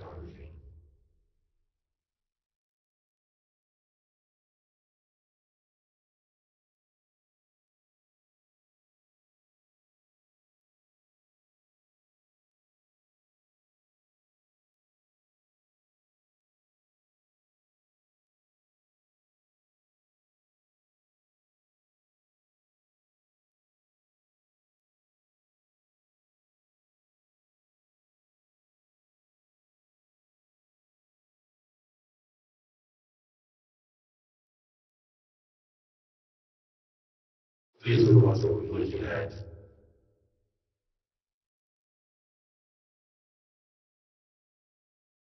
And you can see I'm doing a fake rotation at the top, basically just scanning the panoramic image, which is essentially almost like spinning the camera in a circle. These are straight from NASA. I've done no modification other than the graphs you see me putting on top and so forth. This is obvious what I've done. And so you can see the photographic differences, changes as the astronaut leaves turn. Here I'm showing that they support it being on a set. There's nothing about these that say they could not be on a set. There's nothing about them that says they definitely were on a set, and that's the advantage of the photographic limitations and the nature of the moon landscape. It's just gray. Light, shadow, undulating surface. You can't tell, there's no trees to tell you which direction the shadows are going, the lighting is changing, there's no atmosphere to show you distances. It's a very, very simple set, which makes it very, very easy to simulate.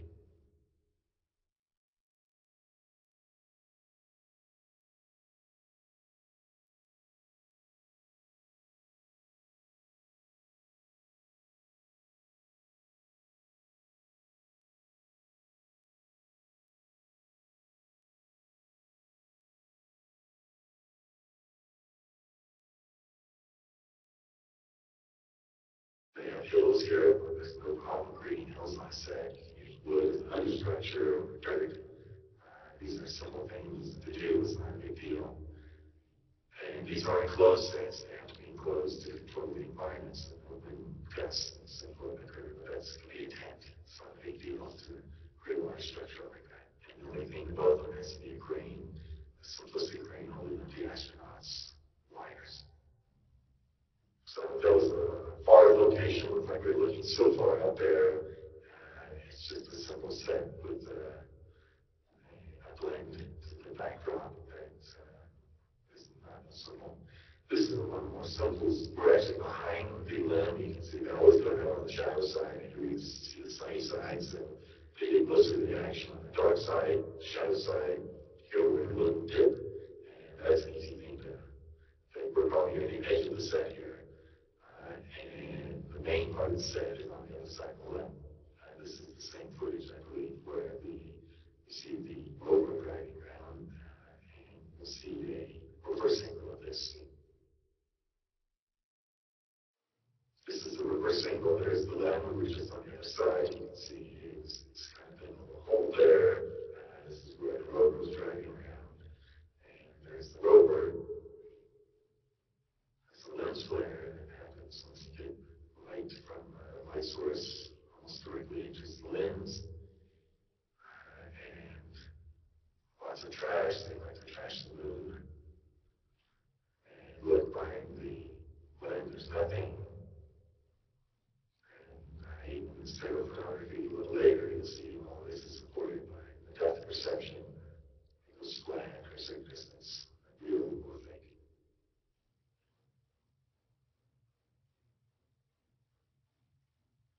Looks like we're looking past the hill, and its distance is back there. It's easily reproducible on the set with the projected backdrop. Technology they utilize, there's a right line. I'm not saying these are exactly where the sets ended. I'm saying these could be where the sets ended and it would work.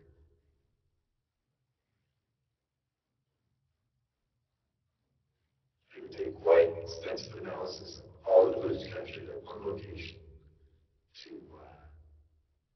find out more precisely where the set ended and the backdrop began, what was implemented. And I would love to see that if someone enterprising set people or a young person goes through that trouble, at least with one set, a neat thing to see.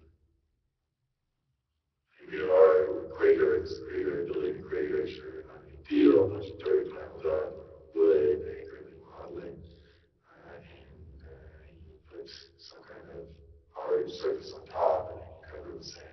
I imagine they printed it with sand of sort in the sense that they had some kind of spray or at the top spraying colored sand and patterns based on how they said they had to be recreated. They did the same thing on the model. You just find out how you can recreate it by projecting spraying sand, paint, what have you, and here is all the sand. And they did it in layers, darker sand underneath if you needed, lighter sand on top. They went through the trouble of figuring out how many layers, patterns of putting certain colored sand down and so forth, and rocks, and maybe more sand on top of the rocks. And I'd love to see how they specifically design the manufacturing process, but it's not certainly not the kind of closely beyond human capability.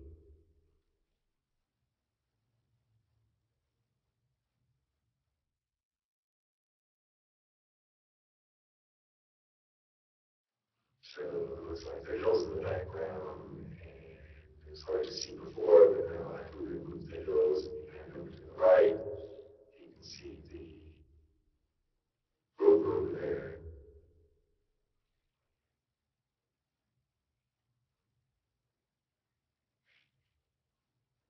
The lens over there too, it's difficult to see because of the lens flare.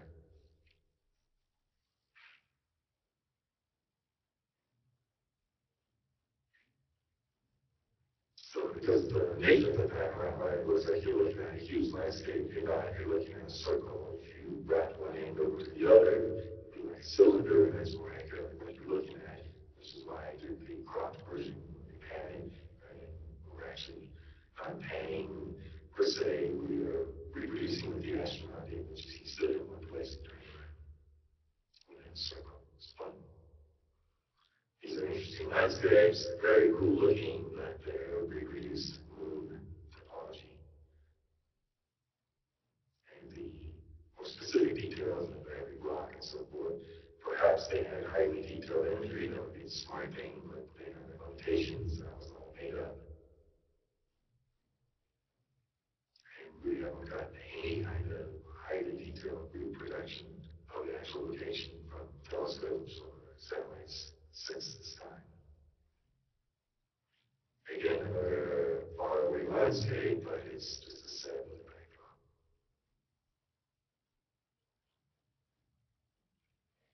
The crater, we see the left edge on the right side, right edge on the left side.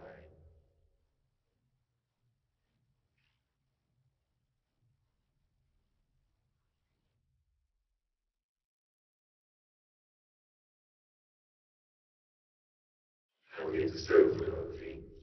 The three ways of doing stereo, there's that I've chosen. There's the red green where I combine it, you need glasses. There's divergence where you put a cardboard between the two images, so only the left eye sees the left image and the right eye sees the right image. And there's convergence where you can cross your eyes and until the features match up and let your brain merge the two. And at the top left, I tell you which one you're currently doing. I'm showing you all three. It's an opportunity. I suggest you pause as you want to see one and look carefully at these. The yellow arrow shows you where the split line is, and you can definitely see. Certainly, some these are panoramic images overlap, so they're not ideal. I did modify them in any way to maybe rotate and scale a little bit so they more closely match, but it's good enough that you can see there's a flat plane after a certain distance, and stereo, my understanding is stereo after 30 feet, the human eyes 2 inches apart cannot discern any kind of divergence, meaning details look like they're no longer stereo. You move your head, of course, that changes, but you're changing what you've just established. You're standing still and looking at a feature, and after 30 feet, you're not going to see any stereo, no divergence. And that serves them well because that ain't very far. Now, the way the astronauts turn, it's possible there's more than 2 inches between the images as far as where the camera was when it took the images, and perhaps they can go further, but it's not going to go 100 meters before it flattens out. And none of this imagery shows it going that far. You can see it'll go very far before it goes flat. So the stereo images are certainly not proof it was on the moon, and they support that it was a set. Not proof it was on a set, but they support it.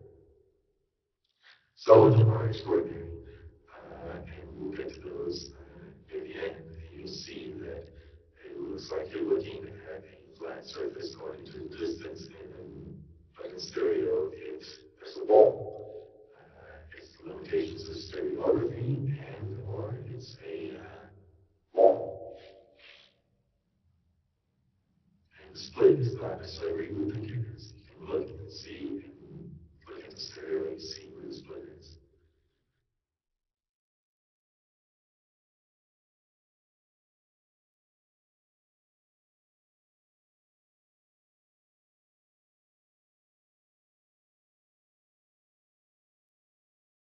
Here's look how close it is to us. It doesn't go very far in front of the camera.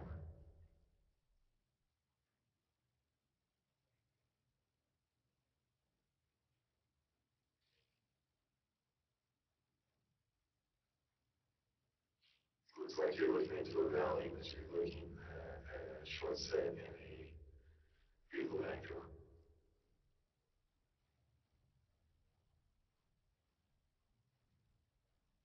We're looking down a hill. We don't go very far before we lose our stereo.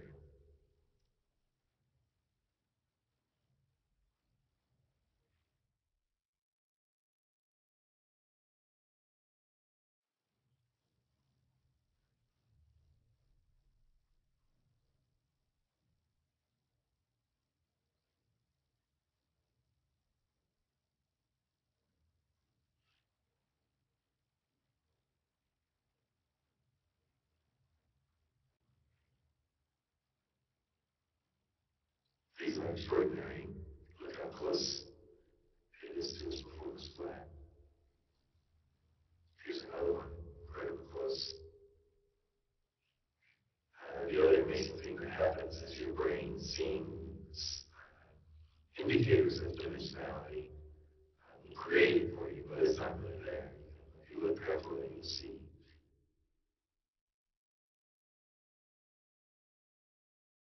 The photographing was not designed for stereo. It was designed for panorama. So they almost did very little stereo photography. They did detail images on the ground. So this is using information photography in an unintended way and do our best to extract information from it. This is a slight overlap, not nearly the overlap of the others. You can still see the split lines very close.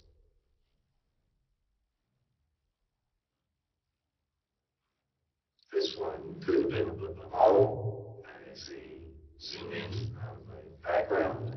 There's no stereo here that I can tell. If there is, there should be. Zoom in doesn't change stereo. This is from the top of the limb. There's hardly any stereo to note other than the difference between the limb and the ground.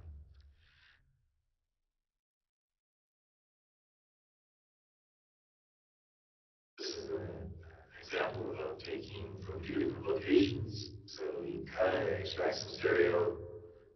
It looks like it's dimensional in the background. And that shows, oh, it's two different angles on the background. And that's quite possible, but that was done by changing the image that was projected on the background. Shot from the model is three-dimensional. Change the images based on where the astronauts are on the set, and you get an accurate image of that. So the astronauts are hanging from wires. We'll discuss that here. It's there's huge backpack, so forth. Here's the suit laid out. I think pre-launch, possibly post-launch. You can see a little item. You can research all this on the internet. You can see the fancy infrastructure. It's going to have to be pressurized and well, some movement. Here's some diagrams explaining what all the parts of the suits are and whether or not these were used on the set. They could be modified, certainly the pack, which will go over here, was probably modified. It may have not been made metal. It could have been it. So you didn't have to do all this stuff. More likely, you could pressurize the suits a little bit, as well as feed water in there. Apparently, astronauts testing the suits on Earth, they still had coolant in there.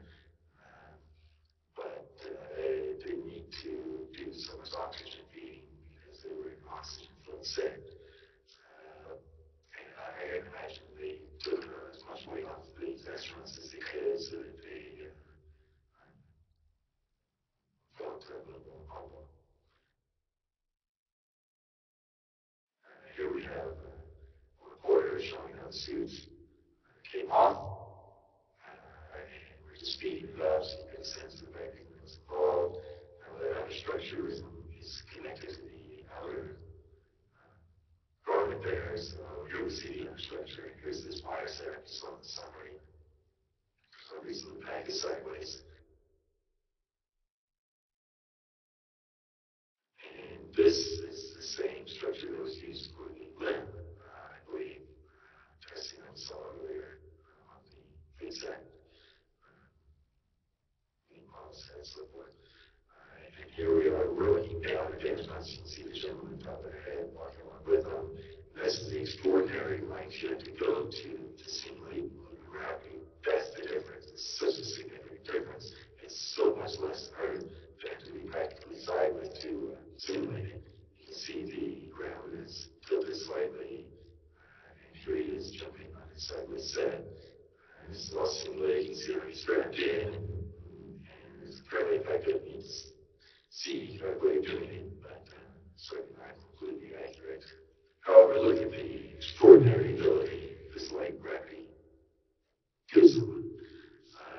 He doesn't have the full suit on here, he doesn't have the backpack, but we'll see a little bit of that later. It's still amazing what he can land on his hands and without effort.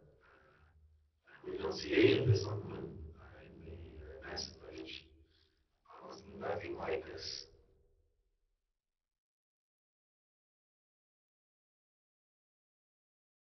Look, he lands on his hands, extraordinary.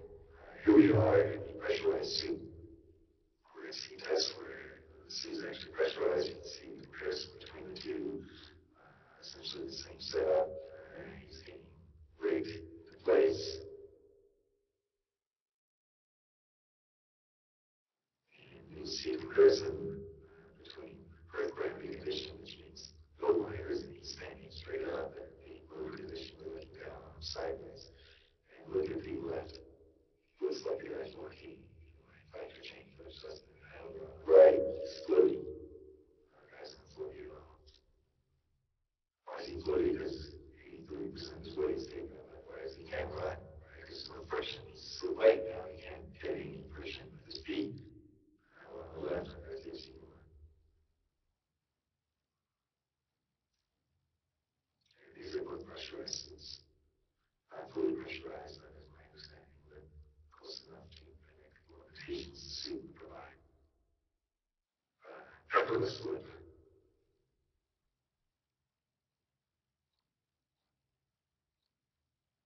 He lands on his hands without problem. I saw no kind of agility like this in our lunar footage. See every time they fall, look how floaty the legs are. They practically don't want to go down. This is some silly gravity tests on you to land with all the cables there on them. Again, I think sometimes this was produced to show all of what it takes to do a fire simulation. And it takes nothing like that. This is the Bowman Comet's planet parts, skies, like gravity, weightless, here's moon gravity. He takes a FaceTime on purpose to test the helmet. The movement, because of the restrictions of the spacesuit, was basically like being in slow motion. He had problems with the backpack, so they had to redesign it because he couldn't get up. And here he is getting up. Look at how quickly he moves. It totally contradicts what Alfred just said, which was his excuse for the slow motion. Pretty blatant. And look how floaty he is. He can barely stay on the ground. He's got a backpack, fully pressurized suit. He's struggling to keep his feet on the ground. This is amazing. There's nothing like that in the footage. And where was the wire located? One wire. It's quite sure right in the middle. And right in the middle both ways from front and side. And it was made up of monofilament. Perhaps braided, perhaps it was metal monofilament, whatever it is, short on camera. Douglas Trump will talk about that. It's not uncommon. And look at the size of that. That's tiny, 5 millimeters left to right. That thing is it's tiny. So having this not show up on camera is not a big deal. Here we go through the analysis of moon gravity versus Earth gravity. I come up with equations that, based on the frame rate, you can use a specific counterweight that allows the astronaut to fall at the same rate they would on the moon when viewed through the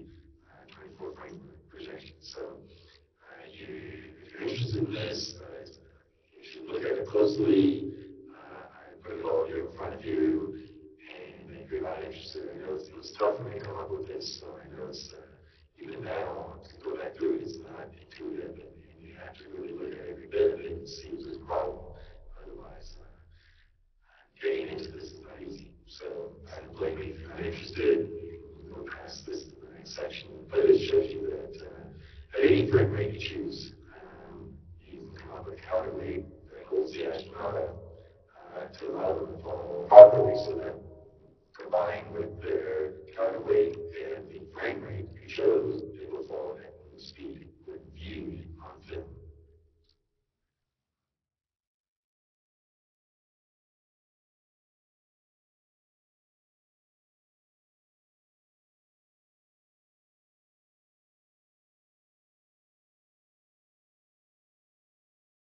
And you'll see 59 frames per second at 0%. That means you can fill at that rate, 24 frames per second, and it will look like it's flying at the rate of the moon.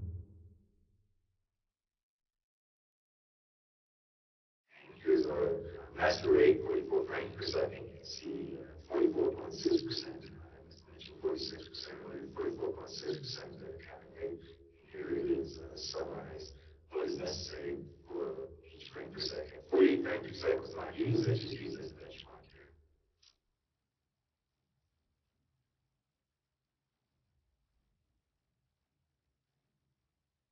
Here we have some examples of what I consider elements of the wires, some odd behavior, physics behavior, astronaut behavior that, for the most part, to me is explained by having the wire pulled from above. We'll go through all the clips here. You can see all the strange behavior, and then we'll look at the clips that I think are clear examples of astronauts hanging from wires with approximately 44.6% counter rate.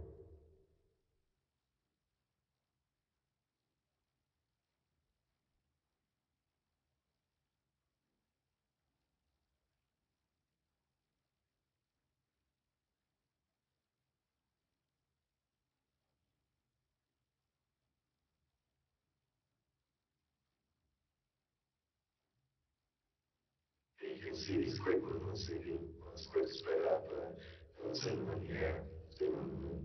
They do a lot of that. If you watch the Obama comment footage, you see any kind of sudden movement, you have to be very controlled. You have to do any kind of push up, quick pushing up with legs. He was launch, same with the firework. So all these clips, these are the ones we look at. You see a lot of spinning. There's the HUD spinning because they've got that central wire going up. They're kind of using it. It's just natural. You've got these forces working on you. You kind of use them after a while.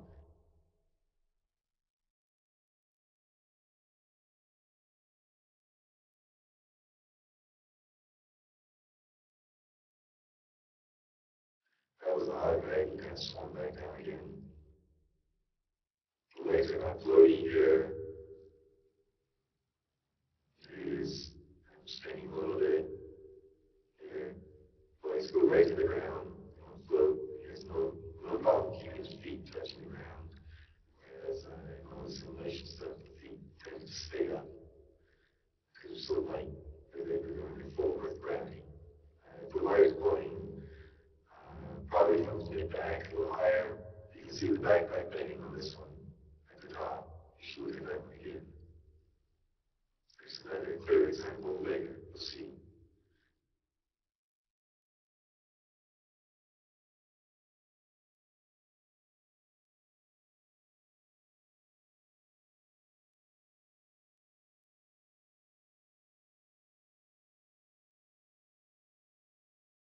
It's an odd balancing act being pulled up from the top.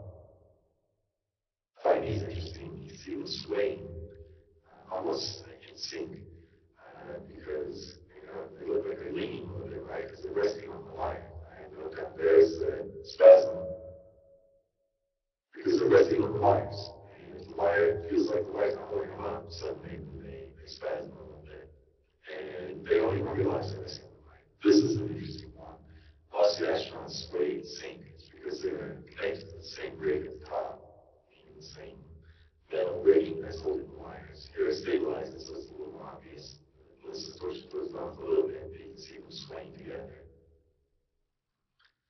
Because they're resting on the wires. When I pull them over, they go a little bit. You can see the backpack bending on the wire. Bending back a little bit.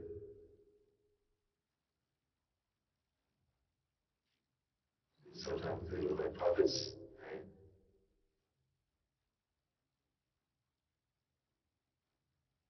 And all this pushing up and some of the movements they do, they never even fly up in the air.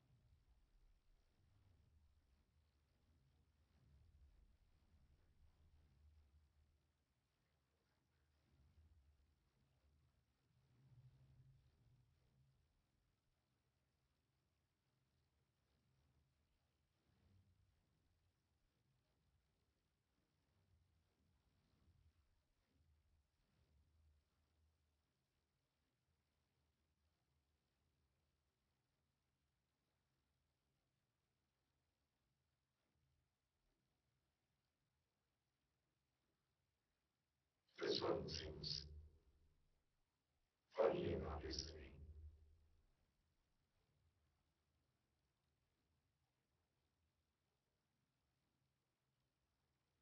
So this is, you can see the dust, they said the dust was sticky, dirt, the sand was sticky because it was jagged instead of smooth like earth sand, which is absurd to me. Sand is sand, jagged or not, it's not going to stick to a suit. The reason it is sticky is because they had a minuscule amount of oil mixed in. It doesn't take much to do it, just take a tiny bit of degrease, so apply bag sand, leave a little bit of cooking oil, just mix in a few drops. A handful or even a bowl full, and you'll see that it starts to become malleable, almost like clay, and you can find the proper mixture so that it doesn't dust, meaning you can see particles fly out through the air when you kick it, but it looks like they used a lot here because you can see it's sticking to the machinery as well. So the dust was so sticky it stuck to metal. The sand, it doesn't make any sense. They call it moon dust, it's moon sand. And these are some of the clear examples, probably because they overflow on suits. Dust is not reflecting, sand is not reflecting this dark sand, but it's problems, quote unquote, dust, sticky dust, and you see some other examples later on when I show miscellaneous set stuff, and you'll see how the sand behaves completely different.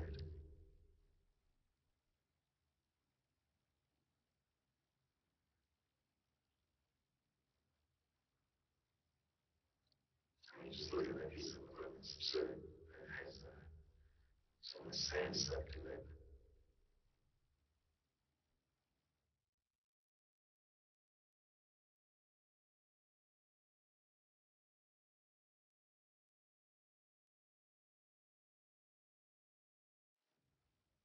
Here he looks like he's been flaming oil.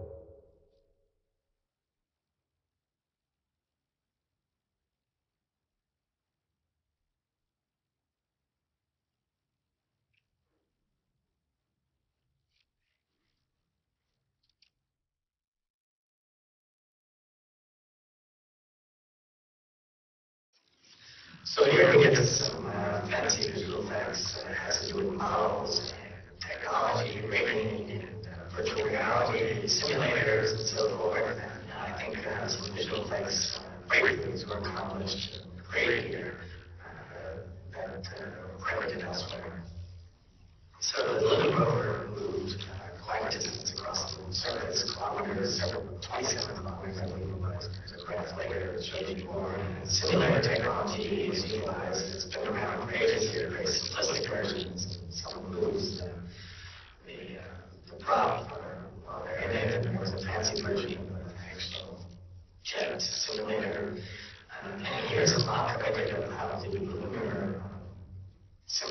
created a little rover simulator. Here's some clips that I think was created from the simulator. Basically, a model was done. The astronauts were put in a rig that mimicked the movement, and the cameras on the rig and filmed the footage in the background from the fake lunar module.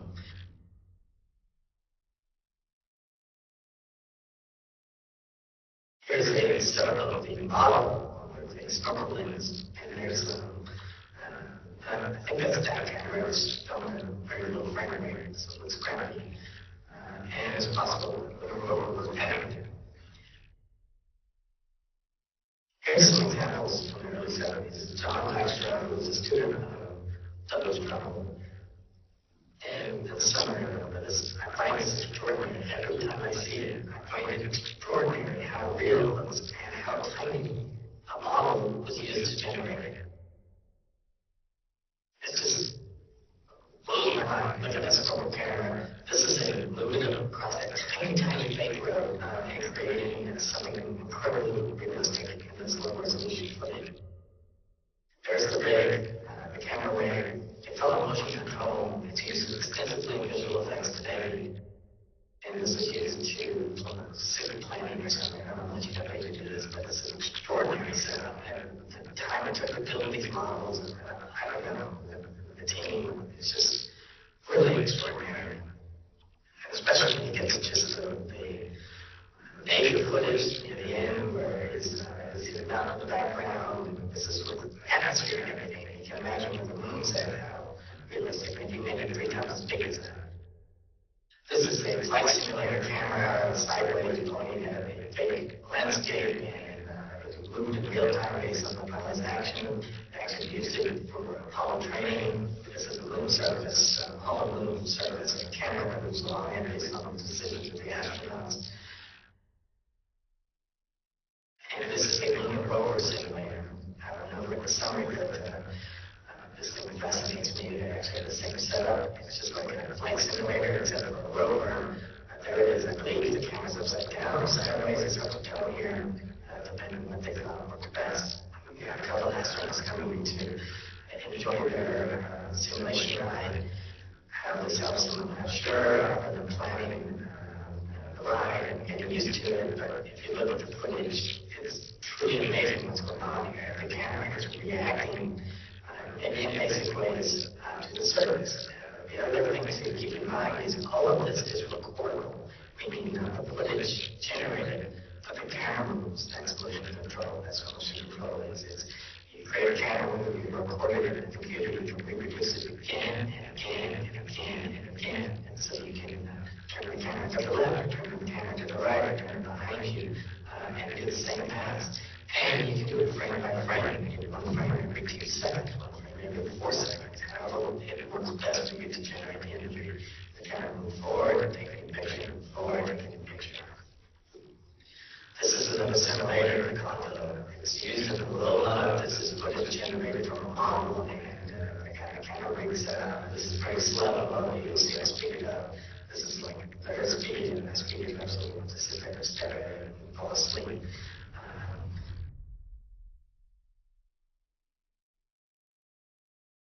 Here, you just want to speed up. You'll find when you look at the landing footage later, it's very similar to this when I speed it up. You know, this doesn't look as real as the other footage does, but it did more sophisticated implementation. Here's that setup I showed in the summary. The tracks, cameras on the tracks, it's all computer controlled. So it starts with the model and so forth. Here they are, they're calipers, and they take pictures of calipers on these things. And they're mapping and they're making sure that the model matches accurately to the mapping, because the astronauts are relying on it. They're making these decisions. They need to be completely oriented for their landing. And this is a simple mock-up of something in class that showed. That was kind of funny. Because I already did it, and we did a much more sophisticated for the Hoax. This is a huge, it's a man excavated, it's a huge piece of plastic Paris, I guess. I'm not sure what's generated, so it looks like a highly accurate model. And we'll get closer here, you'll see the fine detail that is in this thing. It's not in here. You start to see more and more greater. Look at all the subtle greater. showing how accurate it is seen when we're impressed. But as we hear this is being used with a little simulator, and it's very similar to the footage captured by the Apollo cameras on the official Apollo landing. But look at the subtle detail. You can see little craters and things. And we'll get in close here. This is that model. We'll zoom in close and look at the tiny rocks and all kinds of subtle detail happening in this thing. And if you made this model 4 times as big, imagine the detail you put in. And in fact, you can put a surface on it, put sands on it, do the figure rocket on it, just have it move. Look at this, you said. A huge model there. 2 guys at the bottom standing next to it. I don't know what this was used for, but look, that's an example. Updated model. I configured one up, and I used the set, the same space you're using for the set. It's whatever works. Sometimes I think they animated, they had a fake setup, front setup, camera setup. I don't think necessarily it was in view, it was used to generate shadows on the surface.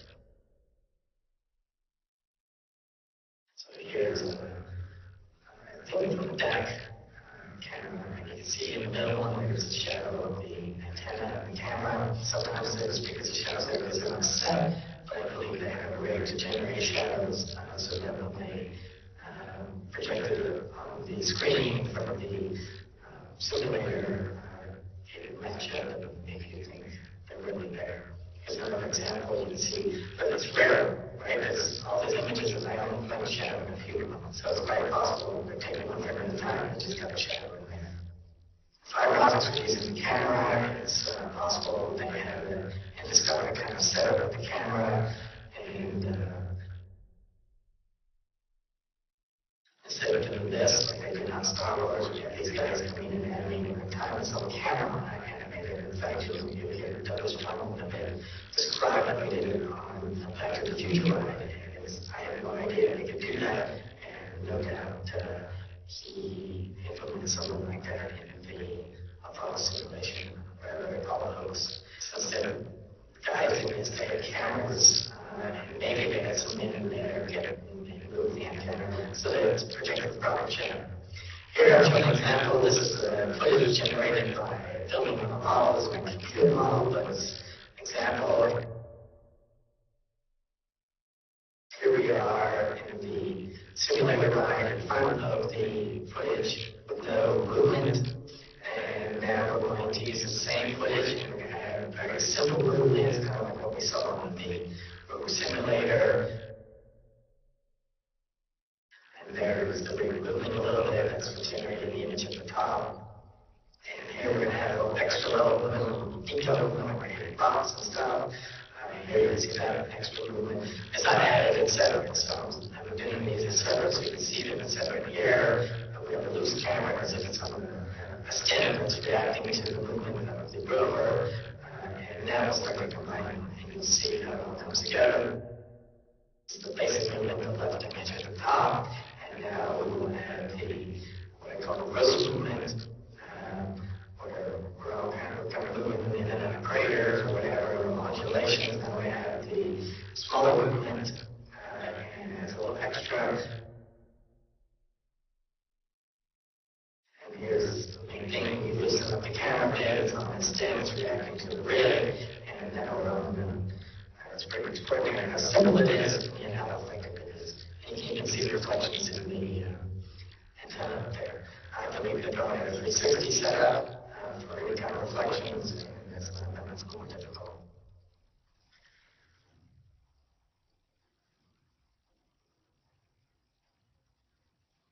Let's look at the actual footage here.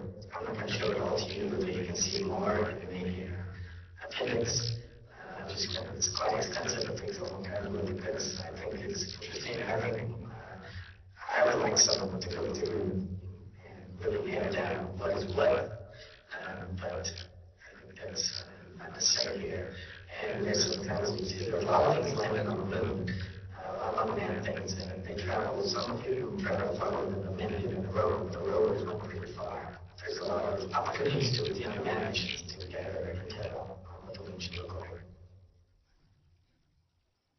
So those flipping through real quick are either low frame rate DAC or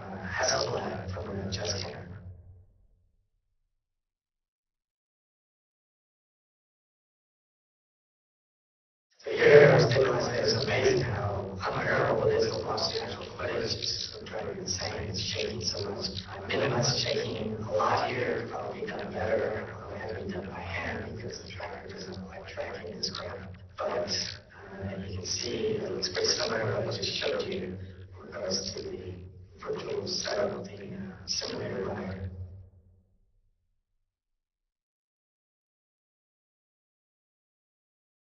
Some shadow up on the right is going to be set up. I believe this section is set up, and the previous, if you look at this clip and the whole clip, I believe sometimes they mixed how they did.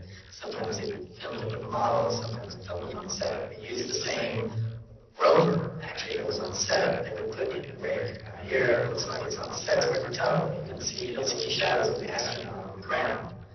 And there's no other astronauts in the rover, so reflections are just the landscape. So I think it's quite possible this is figure footage. Maybe they're not on set.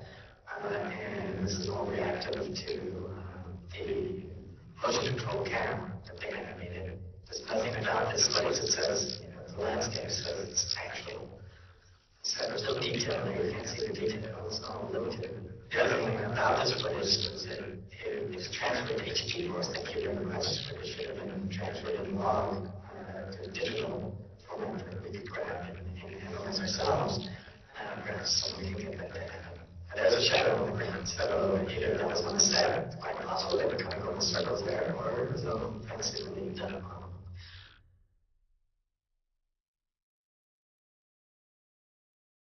Douglas Purple is likely the mastermind behind this. He is 2001 official flight mastermind, and he's had a lot of experience simulating moon and space stuff. His first job was with graphic films, working for Apollo, generating PR stuff for Apollo. To the moon and beyond was something he generated with Cinerama, which was used as the backdrop. Technology used as the backdrop. Here's some of the information about to the moon and its large film formats, its really large film formats, and the extraordinary what they did in 2001. And there's evidence it's supported by NASA. It was a kind of R&D to figure out all the technology they could use for the Apollo Hoax. And it's always been his interest. You can see he worked for the Apollo program already before he did 2001.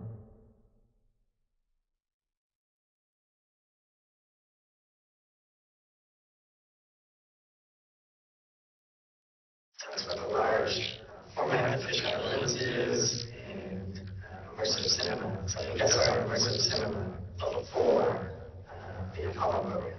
So he was already interested in it. It's quite extraordinary how his career parallels the ability to do all of the things I've described here.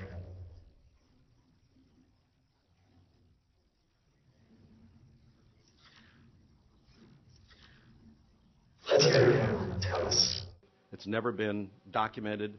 It's never been codified in the industry, and nobody really knows how to do it except me.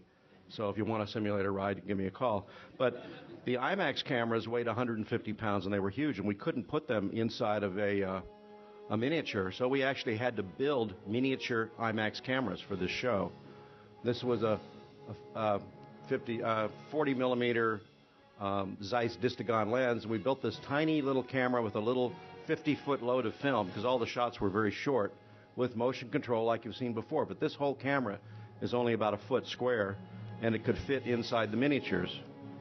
And then we had to build a theater at my studio which had a dome screen, one of the DeLorean cars, and this whole sound mixing and motion recording operation.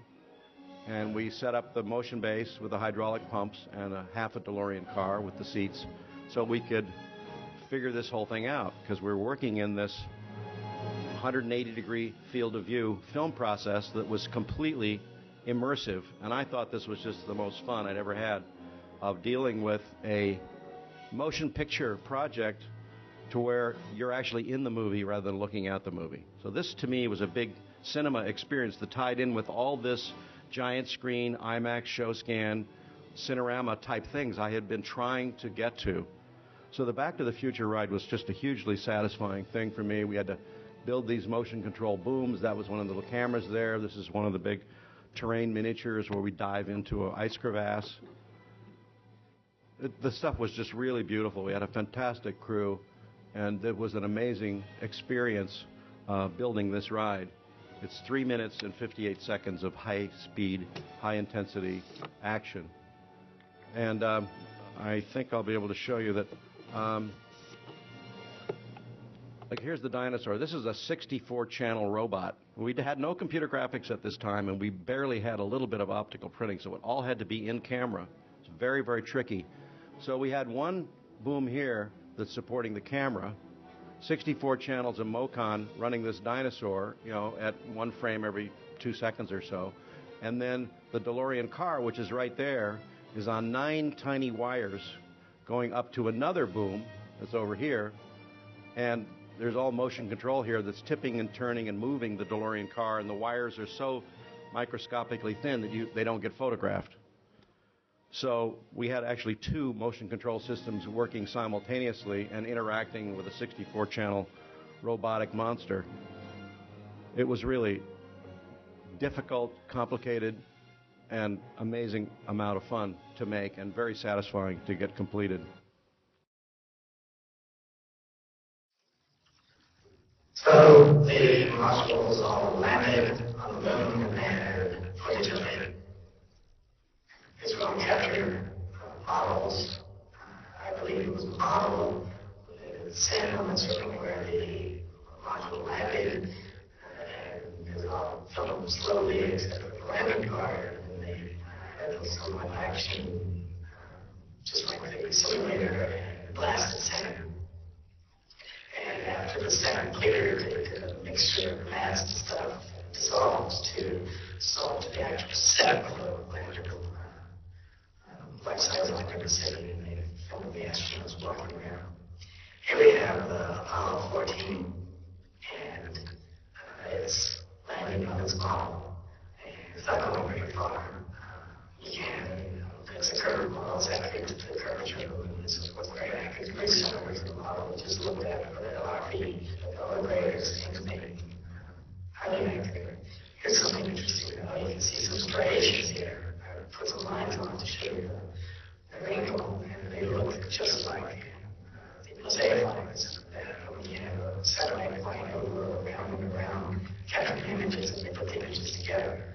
And here you can see those striation lines. It's hard to avoid when that's human reference. You just build a model, and look, here's very clear. And increase the contrast to make it a little more clear, but to me, there they are. That's what they are. They are these mosaic striations. And here we are coming in for landing. It's all sped up compared to what they provided us real time.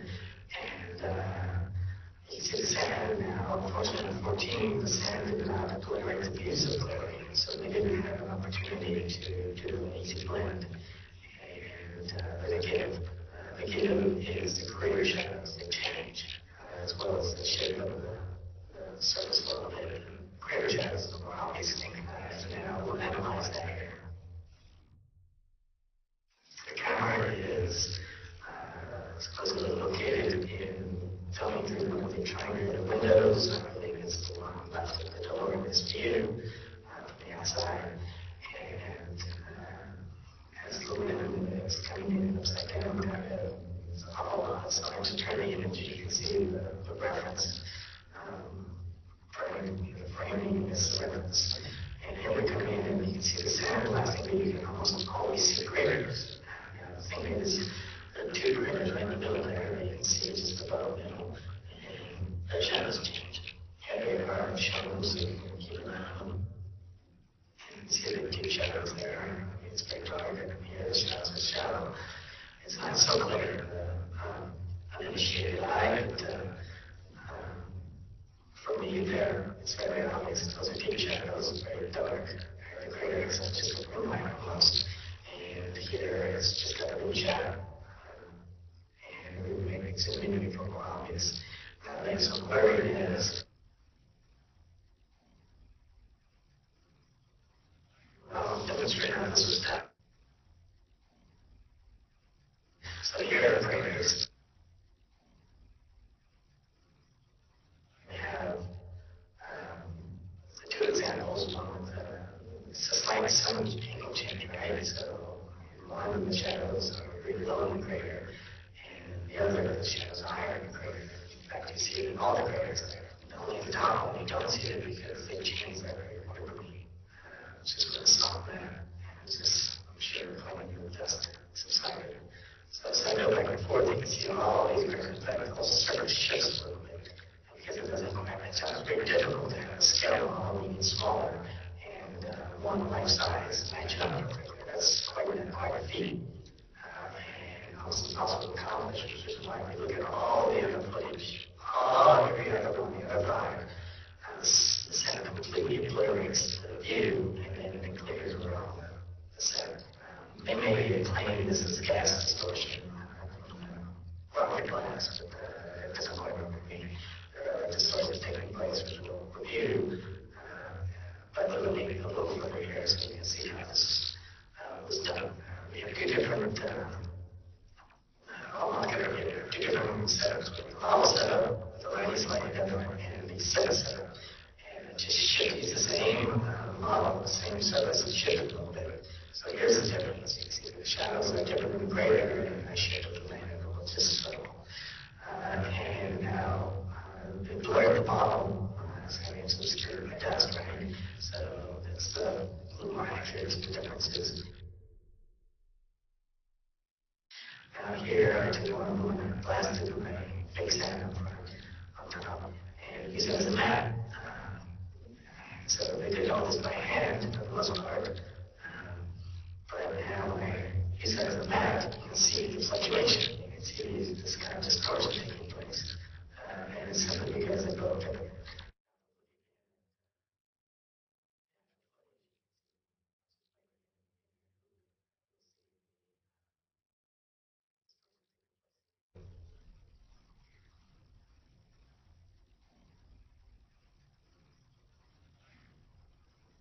So there's another discrepancy here. That's because one was a model and one was at life size.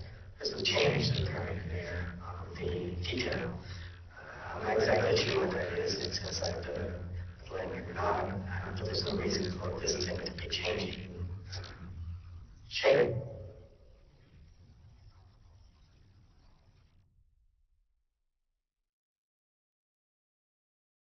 So who's behind this? Well, there's mission control right now. Almost no one there is behind it. They were fooled along with us. There were perhaps a few agents in there, but the only people talking are the people on the moon, or the astronauts themselves.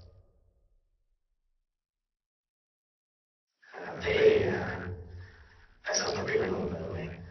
They were the ones involved. I believe they were in the suits, the footage we see.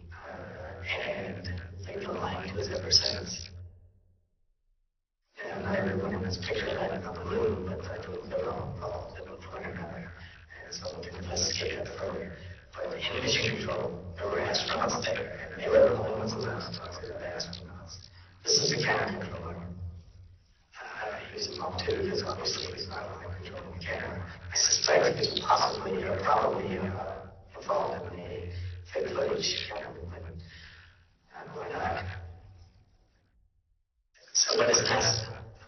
Is this real?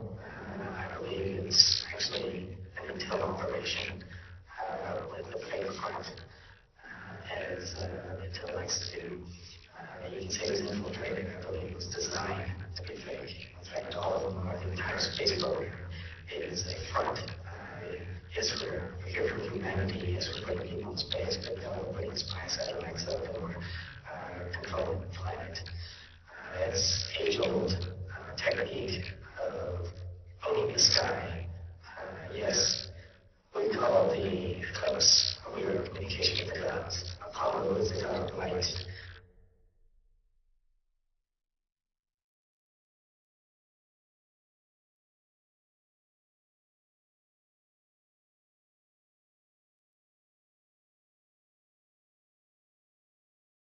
Without Apollo, what is NASA? Apollo isn't real, it's a ghost.